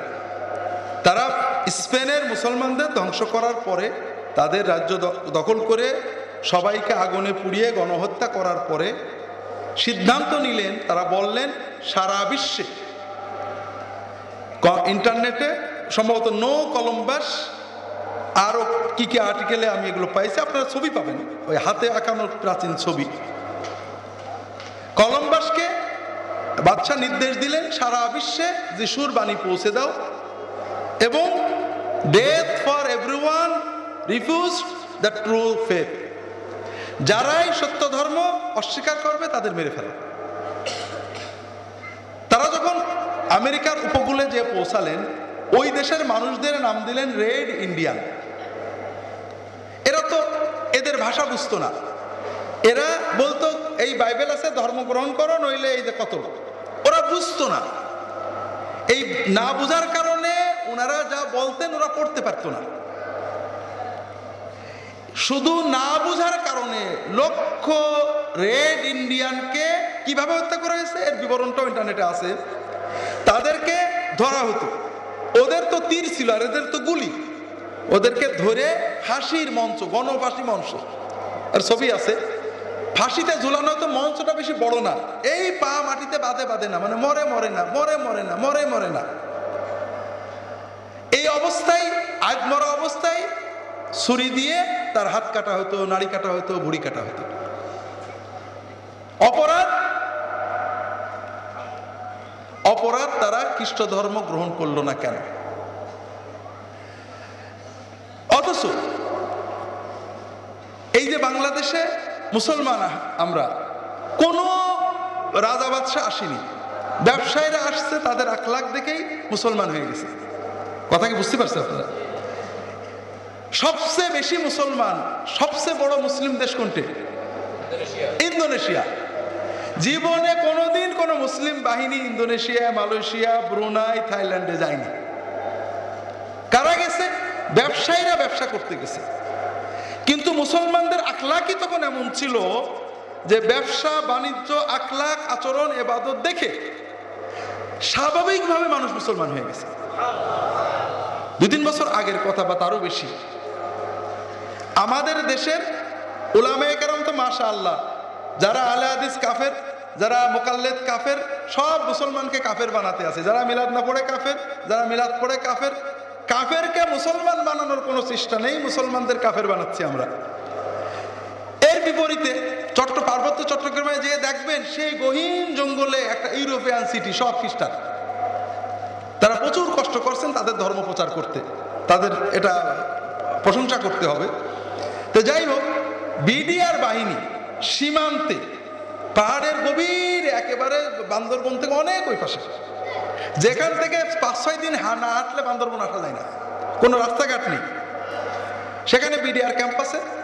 বিডিআর ক্যাম্পে খড়ি দেয় কিছু উপজাতি চাকমা। তো ওরা খড়ি দিতে আসে। বিডিআর ক্যাম্পে সবসময় আপনারা জানেন মসজিদ থাকে, নামাজের জায়গা থাকে, ক্যাম্প ছোট বড়, যারা নামাজ পড়ে তা আজান হয়, শোনে, মজা লাগে ওদের, বসে বসে নামাজ দেখে, ভারী মজা লাগে ওদের। কিছুদিন পরে ওরা বলছে, কিছুদিন পরে ওরা আমার বাড়িতে আত্মীয় স্বজন বউ ছেলে মেয়ে নিয়ে আসে খড়ি আনার সময় নামাজ দেখাতে, এটা ভারী মজার জিনিস। কিছুদিন পরে ওরা সবাই বলছে যে আমরা এই কাজটা করো, আমাদের একটু শিখিয়ে দাও। তো বিডিআররা বলছে এটা তো মুসলমানরা করে, মুসলমান না হলে হবে না, বলতে আমরা মুসলমান বানাই নাও। বাংলাদেশে শত শত হাজার হাজার মুসলমান খ্রিস্টান হয়, কেউ কেসে পড়ে না, কিন্তু কোনো অমুসলমানকে মুসলমান বানালে অনেক ভয়।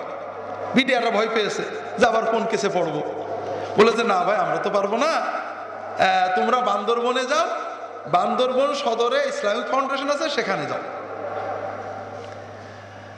তো ওরা বেচারারা বুড়ো বুড়ি জোয়ান বাচ্চা কাচ্চা নিয়ে 1 সপ্তাহ প্রায় হেঁটে বান্দরবনে খুঁজে খুঁজে আসছে। এসে সেখানে ইসলামিক ফাউন্ডেশন বের করেছে, বলে যে দেখো আমরা মুসলমান হবো, একটু নামাজ পড়বো, একটু শিখিয়ে দাও। বলে যে আমরা তো পারবো না, কি আইনে পড়ে যাই, তবে ঢাকা যাও, ঢাকায় আবু জার গেফারি কমপ্লেক্স আছে, ওরা এই কাজ করে। তোরা আবার ঢাকা পর্যন্ত এসে মুসলমান হয়েছে।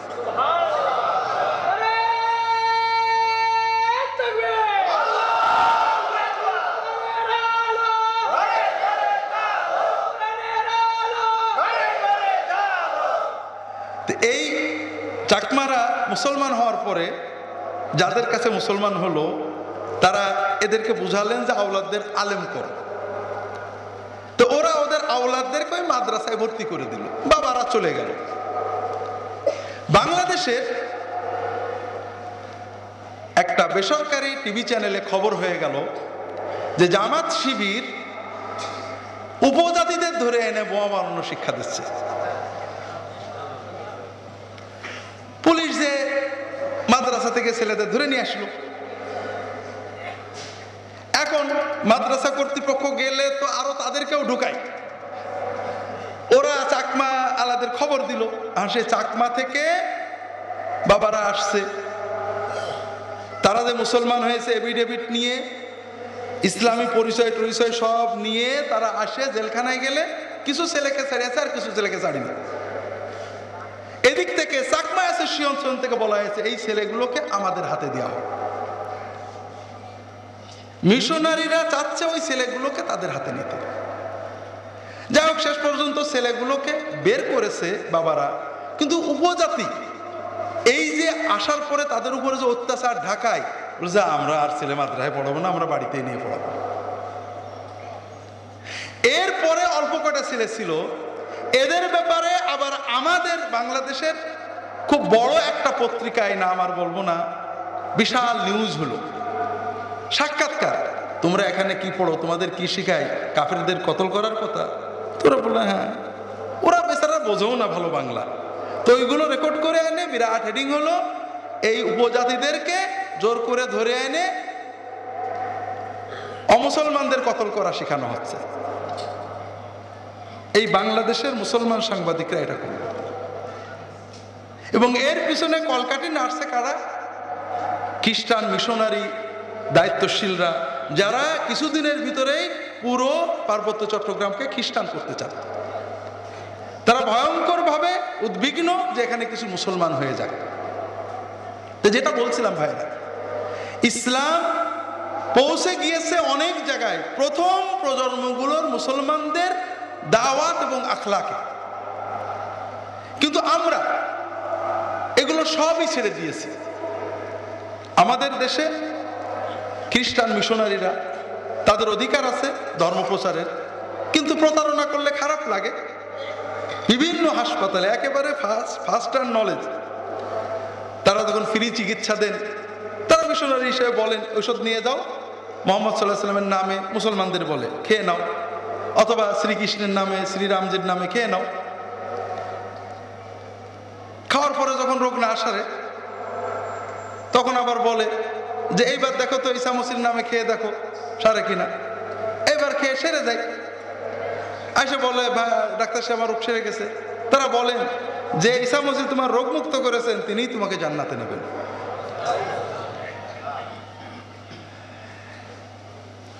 এখন আপনারা মনে করেন বাংলাদেশে মুসলমান হুজুর আলেমদের কাছে অমুসলমানরা দোয়া তাবিজ নিতে আসে না? আসে না? আসে। আচ্ছা, এই যে দোয়াতে কোরআনের কালাম পড়ে দিই, তাওহীদের কথা, এটা নিয়ে যদি তাবিজ নিয়ে পানি পড়া নিয়ে কেউ যদি মূর্তির কাছে যায়, কেউ যদি পাপের জায়গায় যায়, আল্লাহর কালামের অপমান হলো না সম্মান হলো? অন্তত আমরা তো বলতে পারতাম যে তুমি যে কয়দিন এই তাবিজ থাকবে অথবা পানি পড়া নেবে সেই কয়দিন মূর্তি পূজা করো না, অথবা আল্লাহর নাম নিয়ে খেও। আল্লাহর নাম নিয়ে খাওয়া কারোর ধর্মে নিষেধ না, কথা বোঝেননি? কিন্তু আমাদের কোনো হুজুরও কিন্তু তা বলে না। ওরা তাবিজ নেই, টাকা দিয়ে চলে যায়। ঠিক না ঠিক? তার মানে আল্লাহর নাম নেওয়াটা যে কাউকে শেখাবো এই চেতনাটাও আমাদের ভিতরে নেই। যে কথা বলছিলাম ভাইরা, আল্লাহর দ্বীনের দাওয়াত আল্লাহ হুকুম করেছেন প্রত্যেকের কাছে পৌঁছে দেওয়া। আল্লাহ কোরআন কারীমে অনেকগুলো আয়াত এ ব্যাপারে দিয়েছেন, হাদিস শরীফেও এ ব্যাপারে অনেক নির্দেশনা আছে। বিস্তারিত বলতে গেলে সময় চলে যাবে। আল্লাহর দিকে না ডাকলে কি হবে এটা একটু প্রথমে বোঝেন। সমাজে যখন অন্যায় হয়, মানুষ নামাজ পড়ে না, মানুষ বিভিন্ন পাপাচারে লিপ্ত, আপনি কিছু বলেন না। আমাদের একটা বদ অভ্যাস হলো সমাজের পাপের কথা নিজেরা আলোচনা করি আর বিভিন্ন লোকের পারে দোষ চাপে। ওই সরকারের কারণে এইটা হলো না, অমুকের কারণে এইটা হলো না। আচ্ছা ভাই, কিয়ামতের দিন আল্লাহ তাআলা কি আপনাকে আপনার কথা শুনবেন না অন্যদের কথা শুনবেন? আমরা নিজের দায়িত্ব কতটুকু পালন করেছি? যখন কোনো সমাজে অন্যায় হয়, কিছু মানুষের উপরে ফরজে আইন হয়ে যায় অন্যায় ঠেকানো। ইযা কানা ইউ'মালু বিল মাআসি ফি কওমিন ইয়াকদিরুনা আলা ইউগাইয়িরু ফালাম ইউগাইয়িরু আওশাকা আইয়াউম্মাহুমুল্লাহু বিআযাব।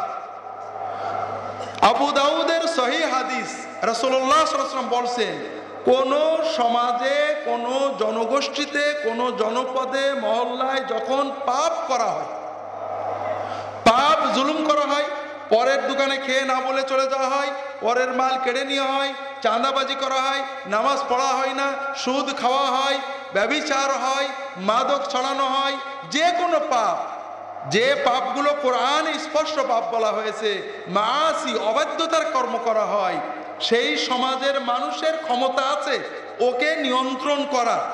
কারো না কারোর ক্ষমতা আছে, ডিসি সাহেবের, মন্ত্রী সাহেবের, এমপি সাহেবের, মেয়র সাহেবের, সমাজের মাতবর সাহেবের, কারো না কারো ক্ষমতা আছে অন্যায়টা বন্ধ করা। ওই জালেমকে, অন্য হাদিসে জালেম, লা তা'মুরুন্না বিল মা'রুফ ওয়া লা তানহাউন্না আনিল মুনকার ওয়া লা তা'খুযুন্না লিয়াদাল যালিমি ওয়া লা তা'তিরুন্না আলাল হাক্কি আদরা। অবশ্যই তোমরা সৎ কাজের আদেশ দিবে, অসৎ কাজ থেকে নিষেধ করবে, জালেমের হাত চেপে ধরে জুলুম থেকে বন্ধ করাবে। যখন ক্ষমতা থাকা সত্ত্বেও তারা এদিকে খেয়াল না দেয়, বন্ধ না করে, আওশাকা আইয়াউম্মাহুমুল্লাহু বিআযাব ইকাব, অচিরেই খুব দ্রুত আল্লাহ এমন গজব দেন, সেই গজবে ওরা সবাই ধরা পড়বে। নাউজুবিল্লাহ বললেন না? সেই আম গজব আমাদের জন্য অপেক্ষা করছে, আল্লাহ হেফাজত করুন। আমরা সমাজে দেখছি অন্যায়, অন্যায় পরিবর্তন করার ক্ষমতা অনেকেরই আছে, আমরা করছি না। অন্তত দাওয়াত দেওয়ার ক্ষমতা আছে, আমরা তা দিচ্ছি না। বনি ইসরাইল ইহুদিদের জন্য আল্লাহ তাআলা শনিবারে কাজ করা নিষেধ করছিলেন। ইহুদিদের একটা গোষ্ঠী নদীর কূলে, সাগরের কূলে বাস করত। শনিবারে মাছ ধরা নিষেধ, শনিবারে মাছ ভরে থাকতো একেবারে, খুব লোভ হতো, কিন্তু কাজ করা তো নিষেধ। তখন আলেমরা, হুজুররা বুদ্ধি দিল, আমাদের মতো না, যারা কাজ করা নিষেধ, জাল ফেলা তো নিষেধ না, শনিবারে জালটা ফেলে দেবে, রবিবারের দিন জাল তুলবা, সমস্যা কি?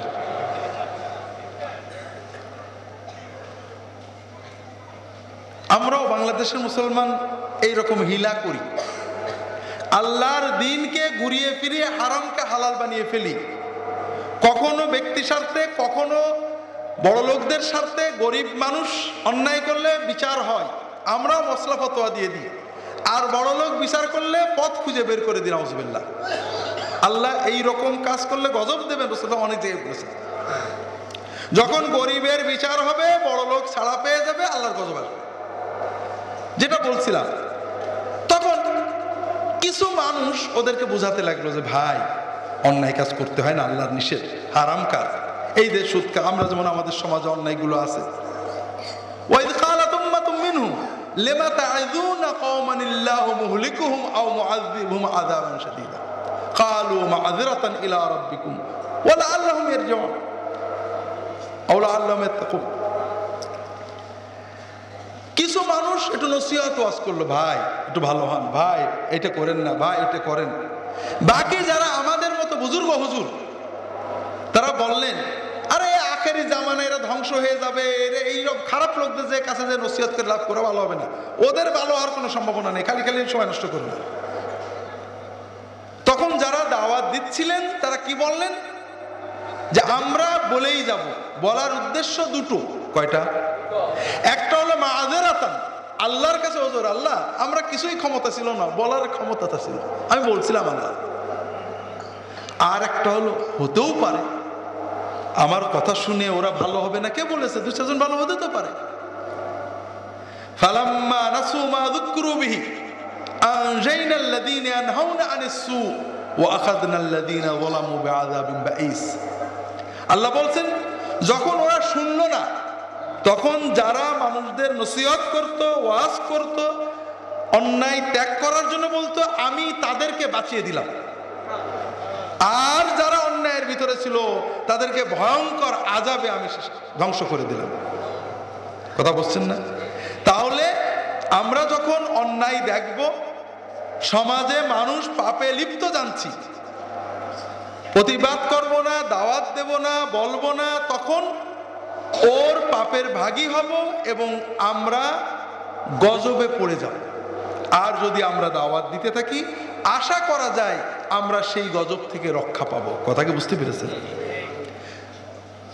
পাপ কোনটা, পাপ কোনটাকে বলবো, এটাও আমাদের বোঝার বিষয়, খুবই জরুরি বিষয়। এটা আজকে হয়তো সব শেষ করতে পারবো না। আমরা দাওয়াতের প্রায়োরিটি ঠিক করতে পারি না, কোন বিষয়ের দাওয়াত দেব।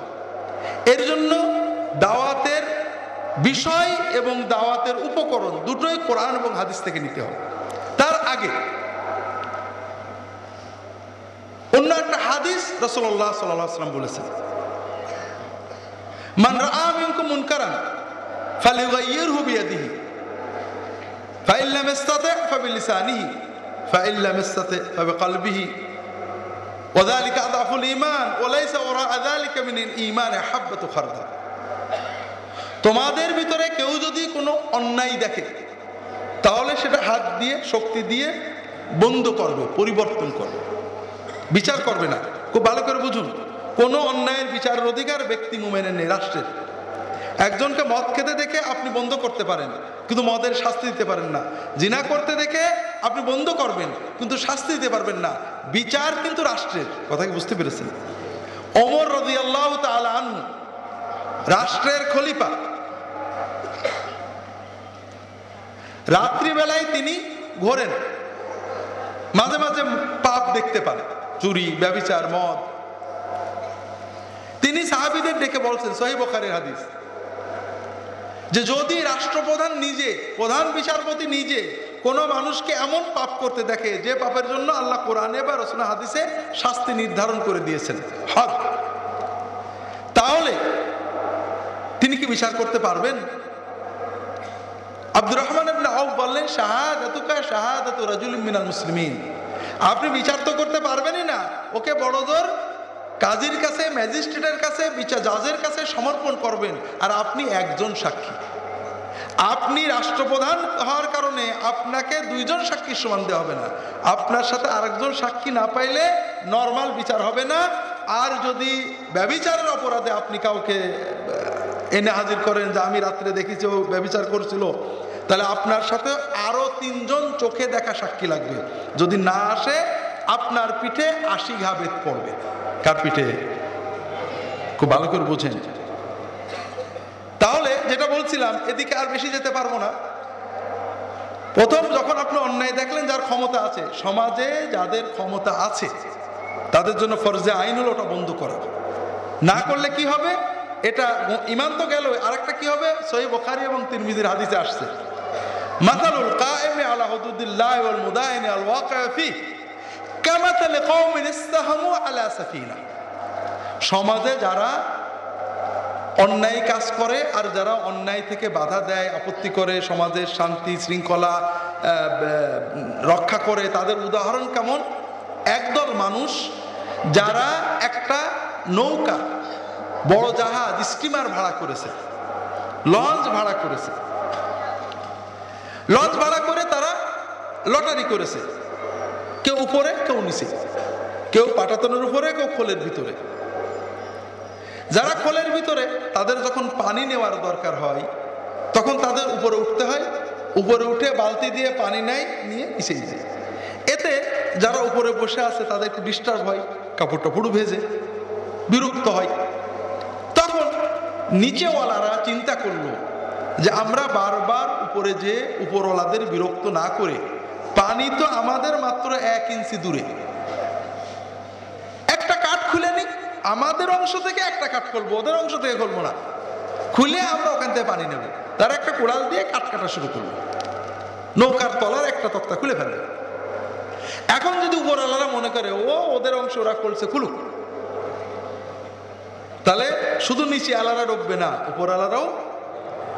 আর যদি ওরা বাধা দিয়ে ঠেকায় যে ভাই যত পানি লাগে উপর দেন, খবরদার তক্তায় হাত দিতে পারবে না, তখন উপরওয়ালারাও বাঁচবে, নিচে আলারাও বাঁচবে। এটা হলো রাসূলুল্লাহ সাল্লাল্লাহু আলাইহি ওয়াসাল্লামের মুজিজা। সমাজে যখন অন্যায় হয়, আমরা অনেক সময় মনে করি ওরা তো সন্ত্রাসী বা চাঁদাবাজ, আমার কাছে তোরা কোনোদিন আসবে না, ওরা যা করছে করুক।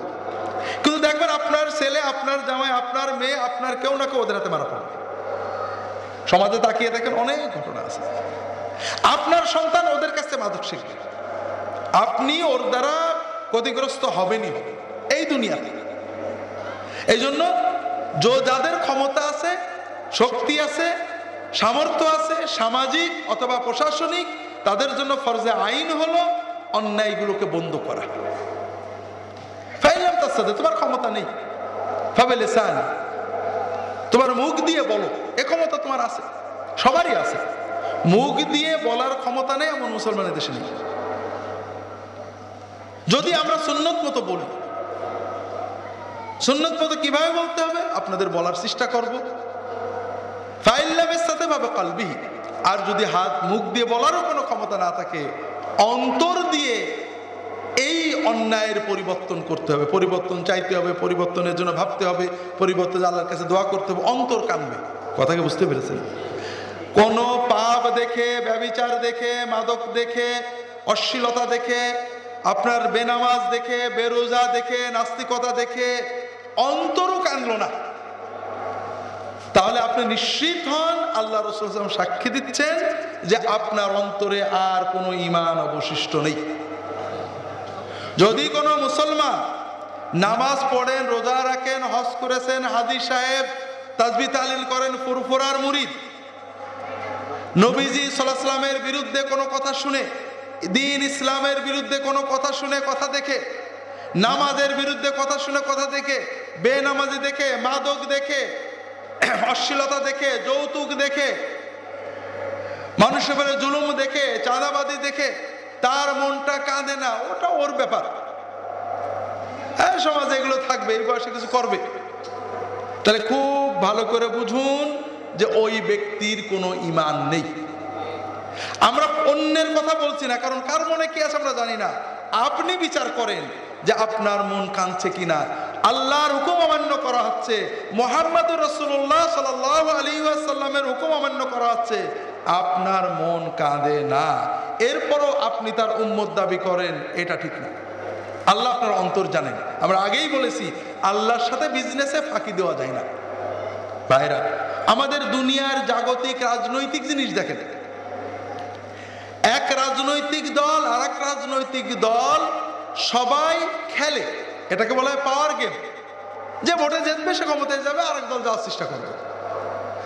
তারপরও রাজনৈতিক মূল্যবোধ বা নীতিগুলো এমন যে এক দল আরেক দলের সাথে ভালো করে মিশতে পারে না।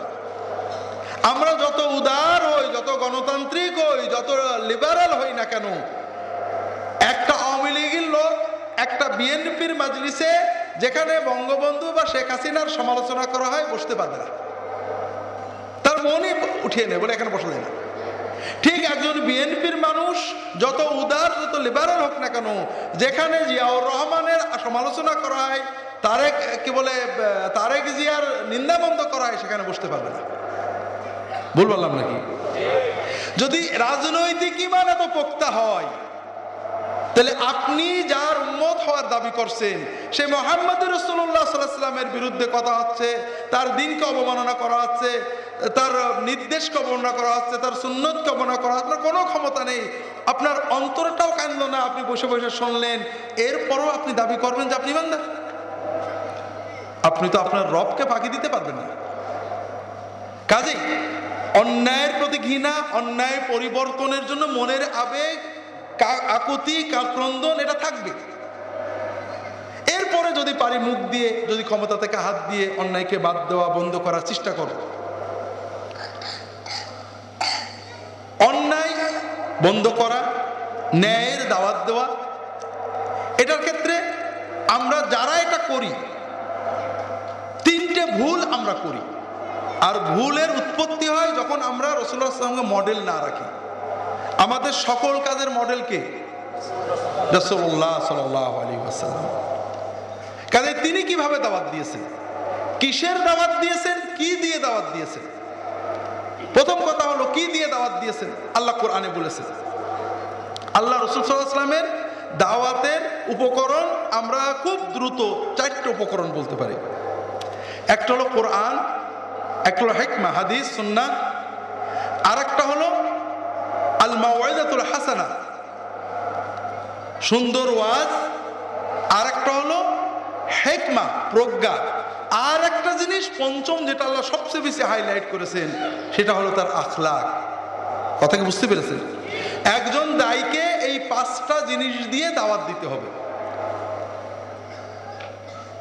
রব্বানা ওয়াবআথ ফীহিম রাসূলাম মিনহুম ইয়াতলু আলাইহিম আয়াতিক ওয়া ইউআল্লিমুহুমুল কিতাবা ওয়াল হিকমাতা ওয়া ইউযাক্কিহিম।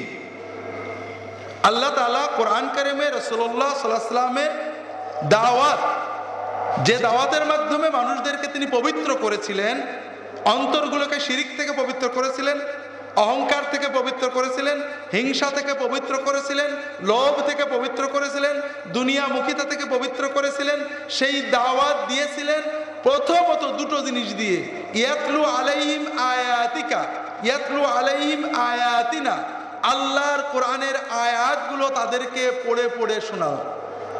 তাহলে দাওয়াতে প্রথম কি হবে? কোরআন। আমরা বাংলাদেশের ওলামায়ে কেরাম, দায়ীগণ এক্ষেত্রে খুবই পিছিয়ে।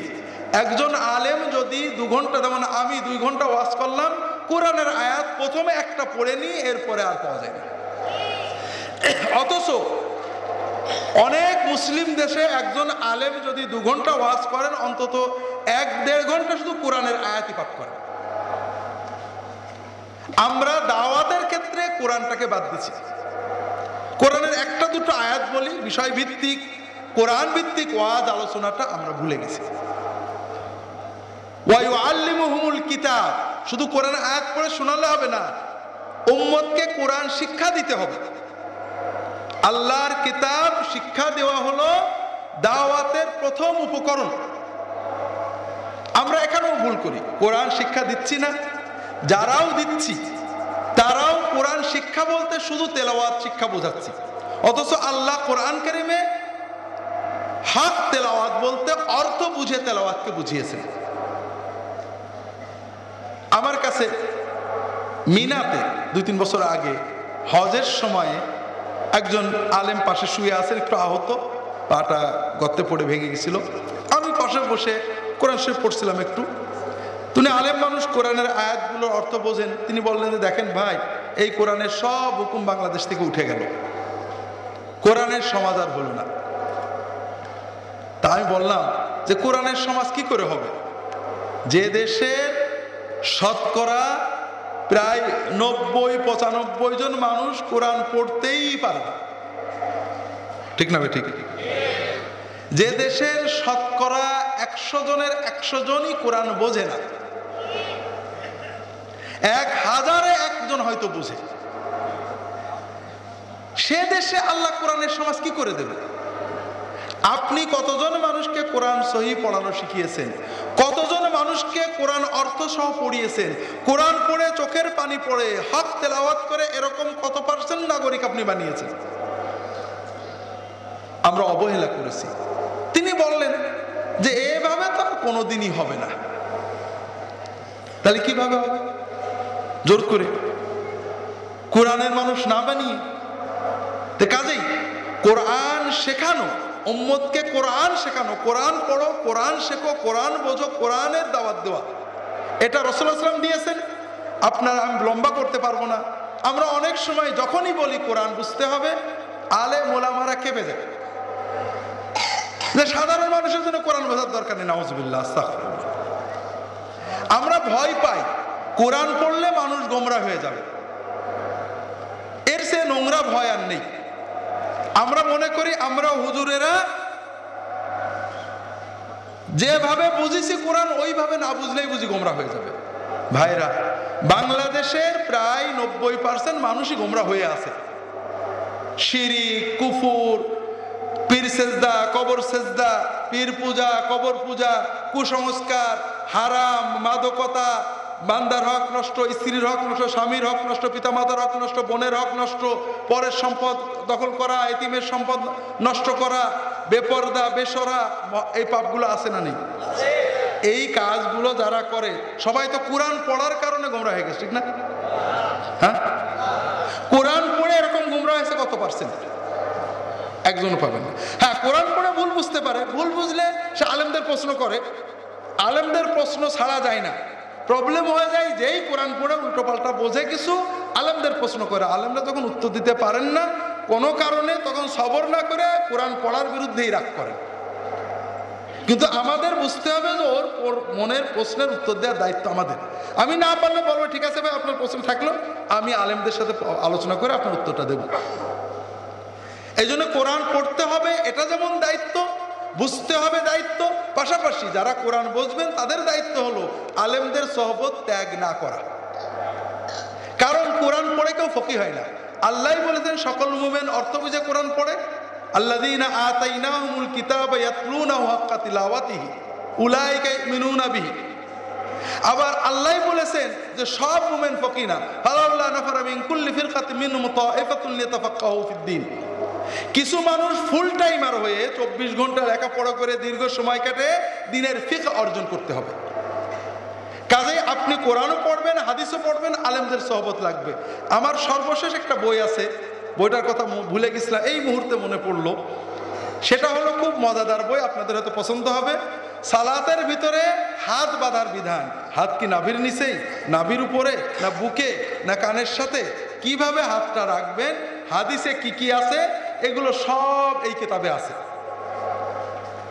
হাদিসগুলোর সনদ বিচার করা আছে, উলামায়ে কেরামের আকওয়াল আলোচনা আছে। তবে এই বইটার শেষ অধ্যায়টা আমি মক্কা শরীফে বসেই লিখছিলাম, আলহামদুলিল্লাহ এই হজে যে ভাবলাম একটু শেষ করবো ওখানে, এই যে বিষয়গুলো, এই যে প্রান্তিকতা, একটা ফিকহি মাসালা নিয়ে এই যে উভয় গ্রুপ যে প্রান্তিকতা, আসলে সাহাবেরা কি করতেন, তাবেঈনরা কি করতেন, আমাদের দায়িত্ব কি? এক গ্রুপ বলছে কোরআন হাদিস পড়াই যাবে না, তুমি কি বোঝো নাসিখ মানসুখ? এটা ঠিক খ্রিস্টান পাদ্রীদের মতো কাজ। খ্রিস্টান পোপ বাইবেল পড়া নিষেধ করে দিয়েছিলেন, কেউ বাইবেল পড়তে পারে পাদ্রী ছাড়া। আল্লাহ কোরআন দিয়েছেন আরবিতে এবং সহজ করেছেন। আরব দেশের মেথররাও যখন কোরআন পড়ে ইমাম সাহেব বোঝে, কোরআন সবসময় পড়তে বলেছেন, সবাই বুঝবে। কোরআন বুঝে কেউ গোমরা হয় না। কোরআন বুঝতে একদল বলছে কোরআন পড়া হাদিস পড়াই যাবে না, আর এক গ্রুপ কি বলছে হাদিস একটা পড়ে যা বুঝেছো ওইটাই তুমি বিরাট পক্ষী হয়ে গেছো, আমি বিরাট হাদিস বিষয় হয়ে গেছি। ইসলাম সাহাবীদের সুন্নত কোরআন হাদিসের নির্দেশ এটা বলে না। আপনি কোরআন হাদিস পড়বেন, আলেমদের সহবত নেবেন, তাদের কাছে পরামর্শ নেবেন, তাদের থেকে বোঝার চেষ্টা করবেন। কারণ আপনি কোরআন হাদিস না পড়লে যে কেউ দিনের নামে আপনাকে বাজে কথা শেখাবে। আর যদি কোরআন হাদিস পড়েন কিন্তু আলেমদের সহবতে না যান, কোরআন হাদিস পড়েও আপনি ভুল বুঝে কোরআন হাদিসের আরো যে হাদিস আছে কোরআন হাদিসের অপব্যাখ্যা দিয়ে আপনাকে মানুষ গোমরা করতে পারে। কাজে কোরআন হাদিস অধ্যয়ন, নিজের ভিতরে কোরআনের নূর জ্বালানো এবং আলেমদের সহবত, এ দুটোই আপনাদের রাখতে হবে। যেটা বলছিলাম, ওয়ায়ুআল্লিমুহুমুল কিতাব ওয়াল হিকমা, কোরআনের পাশাপাশি সুন্নত। হিকমত মানে আল্লাহ যে কিতাব দিয়েছেন, পাশাপাশি আল্লাহ তার রাসূল সাল্লাল্লাহু আলাইহি ওয়াসাল্লামকে ওহীর মাধ্যমে আরো জ্ঞান দিয়েছিলেন, যেটাকে নবীজি নিজের ভাষায় বলেছেন, আমরা তাকে হাদিস বলি। আমরা এখানে দাওয়াতের ক্ষেত্রে যে ভুল করি, এই তিনটে এবং মাওয়াইদে হাসানা চারটের ক্ষেত্রে, এক নম্বর হলো যে কোরআন হাদিসের যে গল্প দিয়ে ওয়াজ আমরা বেশি করি, ঠিক না বেঠিক ভাই?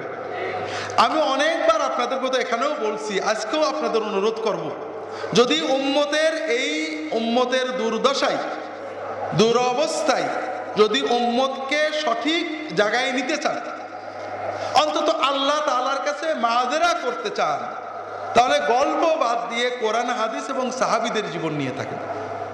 পরবর্তী যুগের বুজুর্গদের গল্প, এগুলোর সনদ পাওয়া যায় না, এগুলো সত্য মিথ্যা জানা যায় না, এগুলো ইসলামের মডেল না, এবং অধিকাংশ ক্ষেত্রে এইসব হেকায়াত, স্বপ্ন, কাশ ইসলাম সম্পর্কে ভুল ধারণা দেয়, যেগুলো ইসলামের সুন্নত না, নবীর নিয়ম না। আল্লাহর ওলি হতে গেলে ইব্রাহিম আদমের মতো জঙ্গলে যেতে হবে, এটা ইসলাম শিক্ষা দেয়নি। ইসলাম শিখিয়েছে বরং রাজত্বের সাথে রাজা হয়ে আল্লাহর ওলি হওয়া সহজ, ঠিক না বেঠিক? কারণ একজন রাজা, একজন এমপি, একজন চেয়ারম্যান, একজন শাসক, মন্ত্রী, প্রশাসক, সে মাজলুমকে সাহায্য করতে পারে না? সে ইনসাফ প্রতিষ্ঠা করতে পারে না? একজন ব্যতীত মানুষের মুখে হাসি ফোটাতে পারে, যেটা 100 জন হুজুরেও পারে না। কথা কি বুঝতে পেরেছেন? আর আল্লাহর শ্রেষ্ঠ ওলিরা, যারা সবচেয়ে আগে কিয়ামতে আল্লাহর আরশে আশ্রয় পাবেন, তাদের প্রথম হলো ইমামুন আদিল, ইনসাফ প্রতিষ্ঠাকারী, ন্যায় বিচার প্রতিষ্ঠাকারী শাসক প্রশাসক। এজন্য এই গল্পগুলো যতই চমক থাক, এর ভিতরে কোনো শিক্ষা নেই, সুন্নত নেই। আল্লাহ রাসূলুল্লাহ সাল্লাল্লাহু আলাইহি ওয়াসাল্লামের সবচেয়ে বড় যে জিনিস দিয়েছিলেন, আল্লাহ কোরআন কারীমে রাসূলুল্লাহ সাল্লাল্লাহু আলাইহি ওয়াসাল্লামকে যে জন্য সবচেয়ে বেশি প্রশংসা করেছেন, আল্লাহ রাসূল সব দিক থেকে বড় ছিলেন। তার পোশাক সুন্দর ছিল, দাড়ি সুন্দর ছিল, পাগড়ি সুন্দর ছিল, ইবাদত সুন্দরতম ছিল। কিন্তু আল্লাহ রাসূলের পোশাকের, পাগড়ির, দেহের, ইবাদতের জন্য তার প্রশংসা করেন না। আল্লাহ কি বলেছেন? ইন্নাকা লাআলা খুলুকিন আযীম, আপনার আখলাক, আচরণ, বিহেভিয়ার, মানুষের সাথে আপনার আচরণ অত্যন্ত সুন্দর। এটা হলো দাওয়াতের সবচেয়ে বড় অস্ত্র, দায়ীর আখলাক। ফাবিমা রাহমাতিন মিনাল্লাহি লিনতা লাহুম, আল্লাহর বড় রহমত, আপনি নরম, বিনম্র, দয়ালু, মাটির মানুষ। কথা বুঝতে পেরেছেন? রাসূলুল্লাহ সাল্লাল্লাহু আলাইহি ওয়াসাল্লামের আখলাক খুব ভালো করে বোঝেন। কানা রাসূলুল্লাহ সাল্লাল্লাহু আলাইহি ওয়াসাল্লাম ইয়াতাবাসসামু ইয়াতাওয়াজ্জাহু ইলা শাররিল খালকি লিয়াতাআল্লাফু।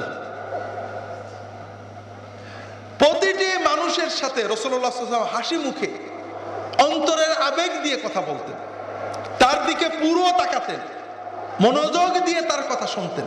কথা বোঝেননি?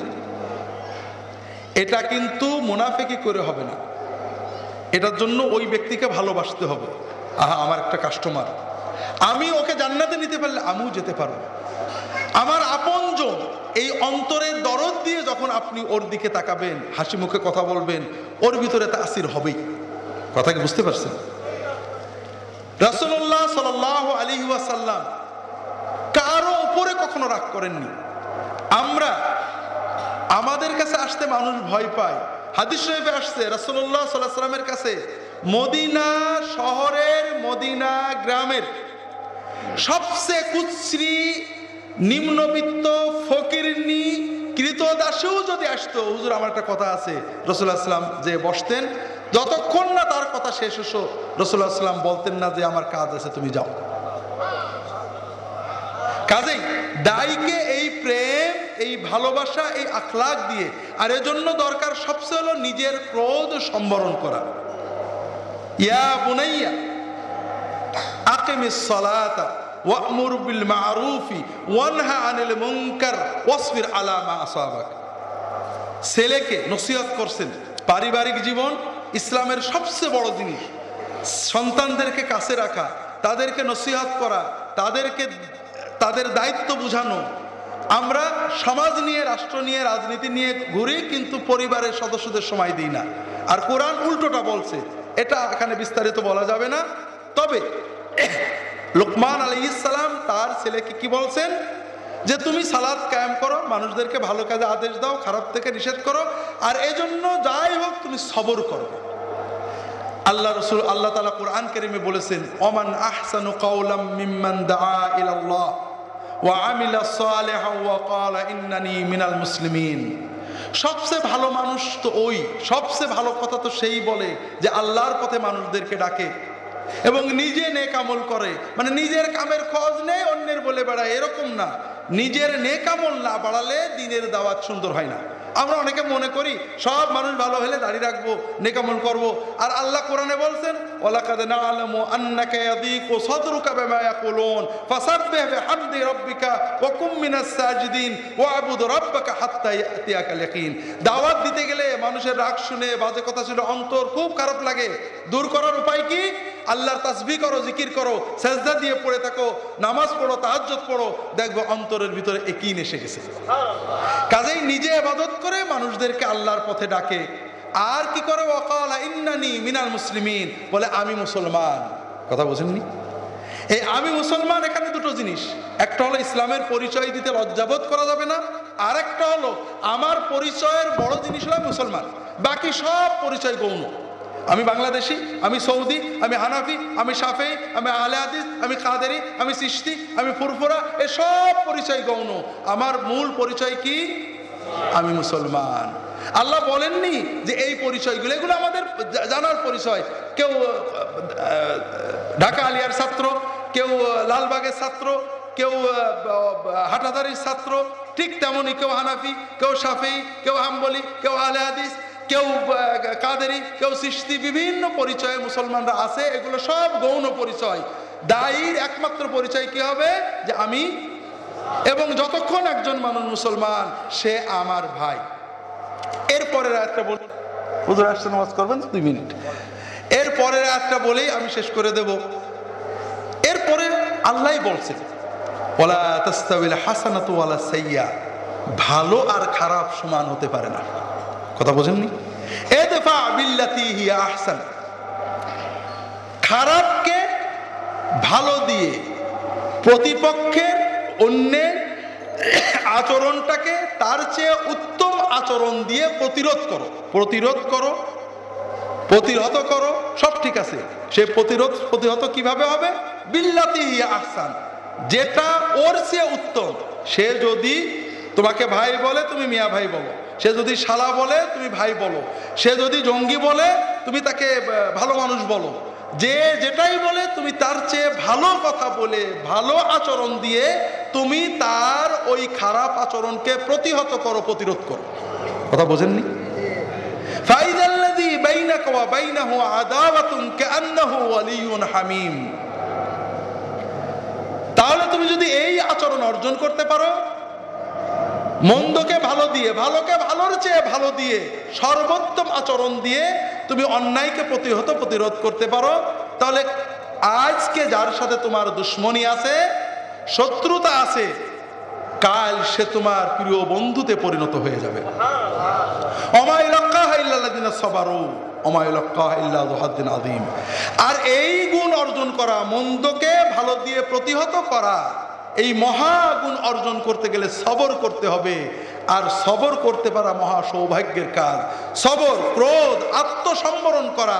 যত রাগ হোক কথা বলবো না, চুপ করে থাকবো। রাগ মিটে গেলে কথা বলবো। আল্লাহ রাসূল সাল্লাল্লাহু আলাইহি ওয়াসাল্লামের কাছে এসে একজন বলছে, ইয়া রাসূলুল্লাহ আউসিনি, ইয়া রাসূলুল্লাহ আমাকে ওসিয়ত করুন। রাসূলুল্লাহ সাল্লাল্লাহু আলাইহি ওয়াসাল্লাম বলেন, লা তাগদাব ওয়ালাকাল জান্নাহ, তুমি রেগো না, তোমার জন্য জান্নাত কনফার্ম। হাজিরিন, আসলে রাগ শয়তান আমাদেরকে দেয়, আমরা নিয়ন্ত্রণ করতে পারি। মনে করেন আমার পিছন থেকে একজন কুচা মেরেছে, প্রচন্ড রাগ করে চোখ লাল করে পিছনে তাকিয়ে দেখি এমপি সাহেব, রাগ থাকবে? তাহলে রাগ আমাদের কন্ট্রোলে না। বউয়ের সাথে প্রচন্ড রাগারাগি করছি, দরজায় বেল বেজেছে, রাগ মুহূর্তে কন্ট্রোল করে একটু হালকা করে দরজা খুলে যখন দেখি স্যার বা ম্যাডাম বা কেউ এমপি, তখন রাগ থাকে। তো ম্যাডামকে দেখে, স্যারকে দেখে, বসকে দেখে, বন্ধুকে দেখে রাগ কন্ট্রোল করা করে, আল্লাহকে দেখে করো না? শুধু ইমানের ব্যাপার। যখন আমি বুঝবো যে এমপি, বস, বন্ধু তার সামনে রাগ করলে মাইন্ড করে, আল্লাহ ঠিক ওরকম মাইন্ড করে, কাজে আমি রাখবো না।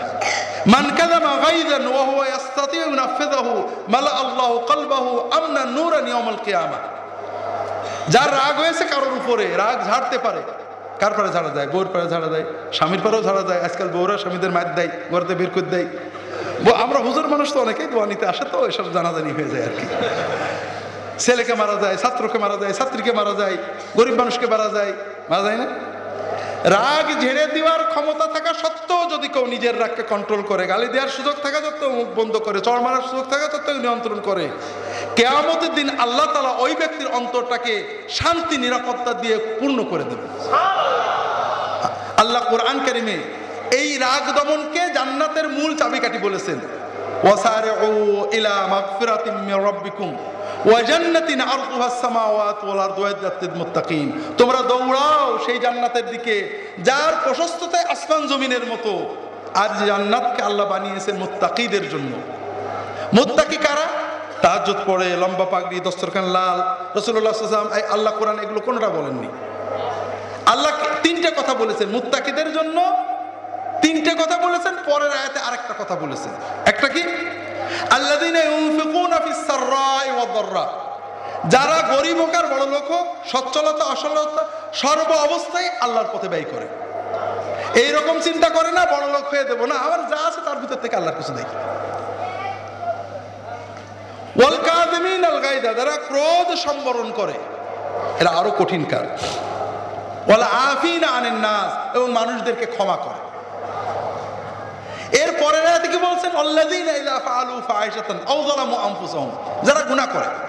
খুব ভালো করে বুঝুন, আল্লাহ জান্নাত বানিয়েছেন যে মুত্তাকিদের জন্য। তাদের একটা গুণ, তারা সর্বাবস্থা আল্লাহর পথে ব্যয় করে। দ্বিতীয়ত ক্রোধ সম্বরণ করে। তৃতীয়ত মানুষের মাফ করে। চতুর্থত তারা গুনাহ করে। তো কেমন গুনাহ করে? যখন কোনো গুনাহ করে ফেলে, পাপ করে ফেলে, অশ্লীল কাজ করে ফেলে, যাকারুল্লাহ, আল্লাহর কথা মনে হয়, ফাস্তাগফিরু লিযুনুবিহিম, আল্লাহর কাছে মাফ চায়, আল্লাহ মাফ করে দাও, আর করব না। ওমা ইয়াগফিরু যুনুবা ইল্লাল্লাহ, আল্লাহ ছাড়া তো কেউ মাফ করতে পারে না। ওয়ালাম ইসরু আলা মা ফাআলু, যে পাপ করে ওটা বারবারই করতে থাকে না, ফিরে আসে। এই গুণ যাদের আছে তাদের জন্য আল্লাহ সেই বিশাল জান্নাত বানিয়ে রেখেছে। কাজী ভাইরা, দায়ী যখন নিজে ক্রোধ সম্বরণ করবে তখন সে সফল দায়ী হবে। আল্লাহ এর পরের আয়াতে কি বলছেন?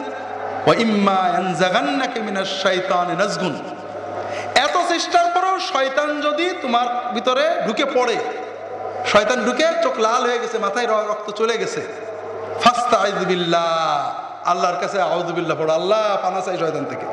রাসূলুল্লাহ সাল্লাল্লাহু আলাইহি ওয়াসাল্লামের সামনে একজন খুব রাগছে। রাসূলুল্লাহ সাল্লাল্লাহু বললেন, আমি একটা কথা জানি, সেটা বললে ওর রাগ চলে যাবে, সেটা আউযুবিল্লাহি মিনাশ শাইতানির রাজিম। রাগ হলে আউযুবিল্লাহ পড়া, মুখ বন্ধ করে চুপ করে কোনো কথা না বলা, দাঁড়িয়ে থাকলে বসে পড়া, বসে থাকলে শুয়ে পড়া, অজু করা, বিভিন্ন ব্যবস্থা রাসূলুল্লাহ সাল্লাল্লাহু আলাইহি ওয়াসাল্লাম দিয়েছেন রাগ নিয়ন্ত্রণের জন্য। আবু যার গিফারী রাদিয়াল্লাহু তাআলা আনহু একদিন উটের পানি খাওয়াচ্ছেন একটা ঘাটে আর কি, মানে ছোট্ট। উনার উটের ভিতরে আরেকজন উট ঢুকাইতেছে জোর করে ঘাটের চারিটা ভেঙে ফেলেছে। কথা বোঝেননি? আবু যার গিফারী হঠাৎ বসে পড়েছে, শুয়ে পড়েছেন ওই কাদার ভিতরে মাটিতে। আর সবাই ভয় পেয়ে গেছে, কি হলো, উনি অসুস্থ হয়ে গেলেন, কি হলো? উনি কোনো কথা বলছেন না, বসে পড়লেন, বসার পরে শুয়ে পড়লেন। খানিক পরে উঠলে সবাই, হুজুর আপনি কি অসুস্থ? বলেন না, রাসূলুল্লাহ সাল্লাল্লাহু আলাইহি ওয়াসাল্লাম আমাকে বলেছেন যে রাগ হলে যদি তুমি দেখো বেশি হয়ে যাচ্ছে, বসে পড়ো, বসেও যদি কন্ট্রোল না হয় শুয়ে পড়ো। সাহাবায়ে কেরাম রাসূলুল্লাহ সাল্লাল্লাহু আলাইহি ওয়াসাল্লামের কথা এইভাবে মানতেন। ওই জায়গায় কাদা আছে না, নবীজি বলেছেন রাগ দমন করতে হবে। কারণ আপনার গরুর পানি খাওয়াতে কেউ যদি ধাক্কাতে আপনার একটা গরু ফেলে দেয়, আপনার চারিটা ভেঙে দেয়, রাগ হবে না? হবে, কিন্তু রাগকে দমন করতে হবে। রাগ হওয়াটা স্বাভাবিক, রাগে নিয়ন্ত্রণ হারিয়ে ফেলা ইসলাম বিরোধী কাজ। তা আমি আজকে আর লম্বা করছি না, দাওয়াতের বিষয়বস্তুর কিছু কথা ছিল। আল্লাহ তাআলা তৌফিক দিলে আগামীকাল ইনশাআল্লাহ তাআলা আমরা আলোচনা করব। ওমা তৌফিক ইল্লা বিল্লাহ। আমার বইগুলো এখানে আছে আপনাদের জন্য। আমার সর্বশেষ যে বইগুলো, বিশেষ করে হাত বাঁধার বিধান, বুকে হাত নাভিতে হাত, এরপরে ফিকহুল আকবার আবু হানিফা, এসব বইগুলো ছাড়া রাহে বেলায়েতের নতুন এডিশনটা বেরিয়েছে, হাদিসের নামে জালিয়াতির নতুন এডিশন বেরিয়েছে, আরও কিছু নতুন বইটই আছে, সব মনে নেই। আপনারা সুযোগ পেলে নিয়ে যাবেন, আপনাদের ঘরে থাকবে, মানুষদেরকে দেবেন। আল্লাহ তাআলা সবাইকে তৌফিক দান করুন, আমিন। আপনি কি হেরার আলোয় আলোকিত হতে চান? আপনি কি সুন্নাহর আলোকে জীবন গড়তে চান? প্রফেসর ডক্টর খন্দকার আব্দুল্লাহ জাহাঙ্গীর রচিত কোরআন সুন্নাহ ভিত্তিক জীবন ঘনিষ্ঠ বইগুলো পড়ুন, সুন্দর জীবন গড়ুন। ইসলামী আকীদা, হাদিসের নামে জালিয়াতি, ইহয়াউস সুনান, রাহে বেলায়েত সহ আরো অনেক বই। কোরআন সুন্নাহ সাথে থাকুন, জীবন বদলে যাবে। যোগাযোগ আস সুন্নাহ ট্রাস্ট 01715400640।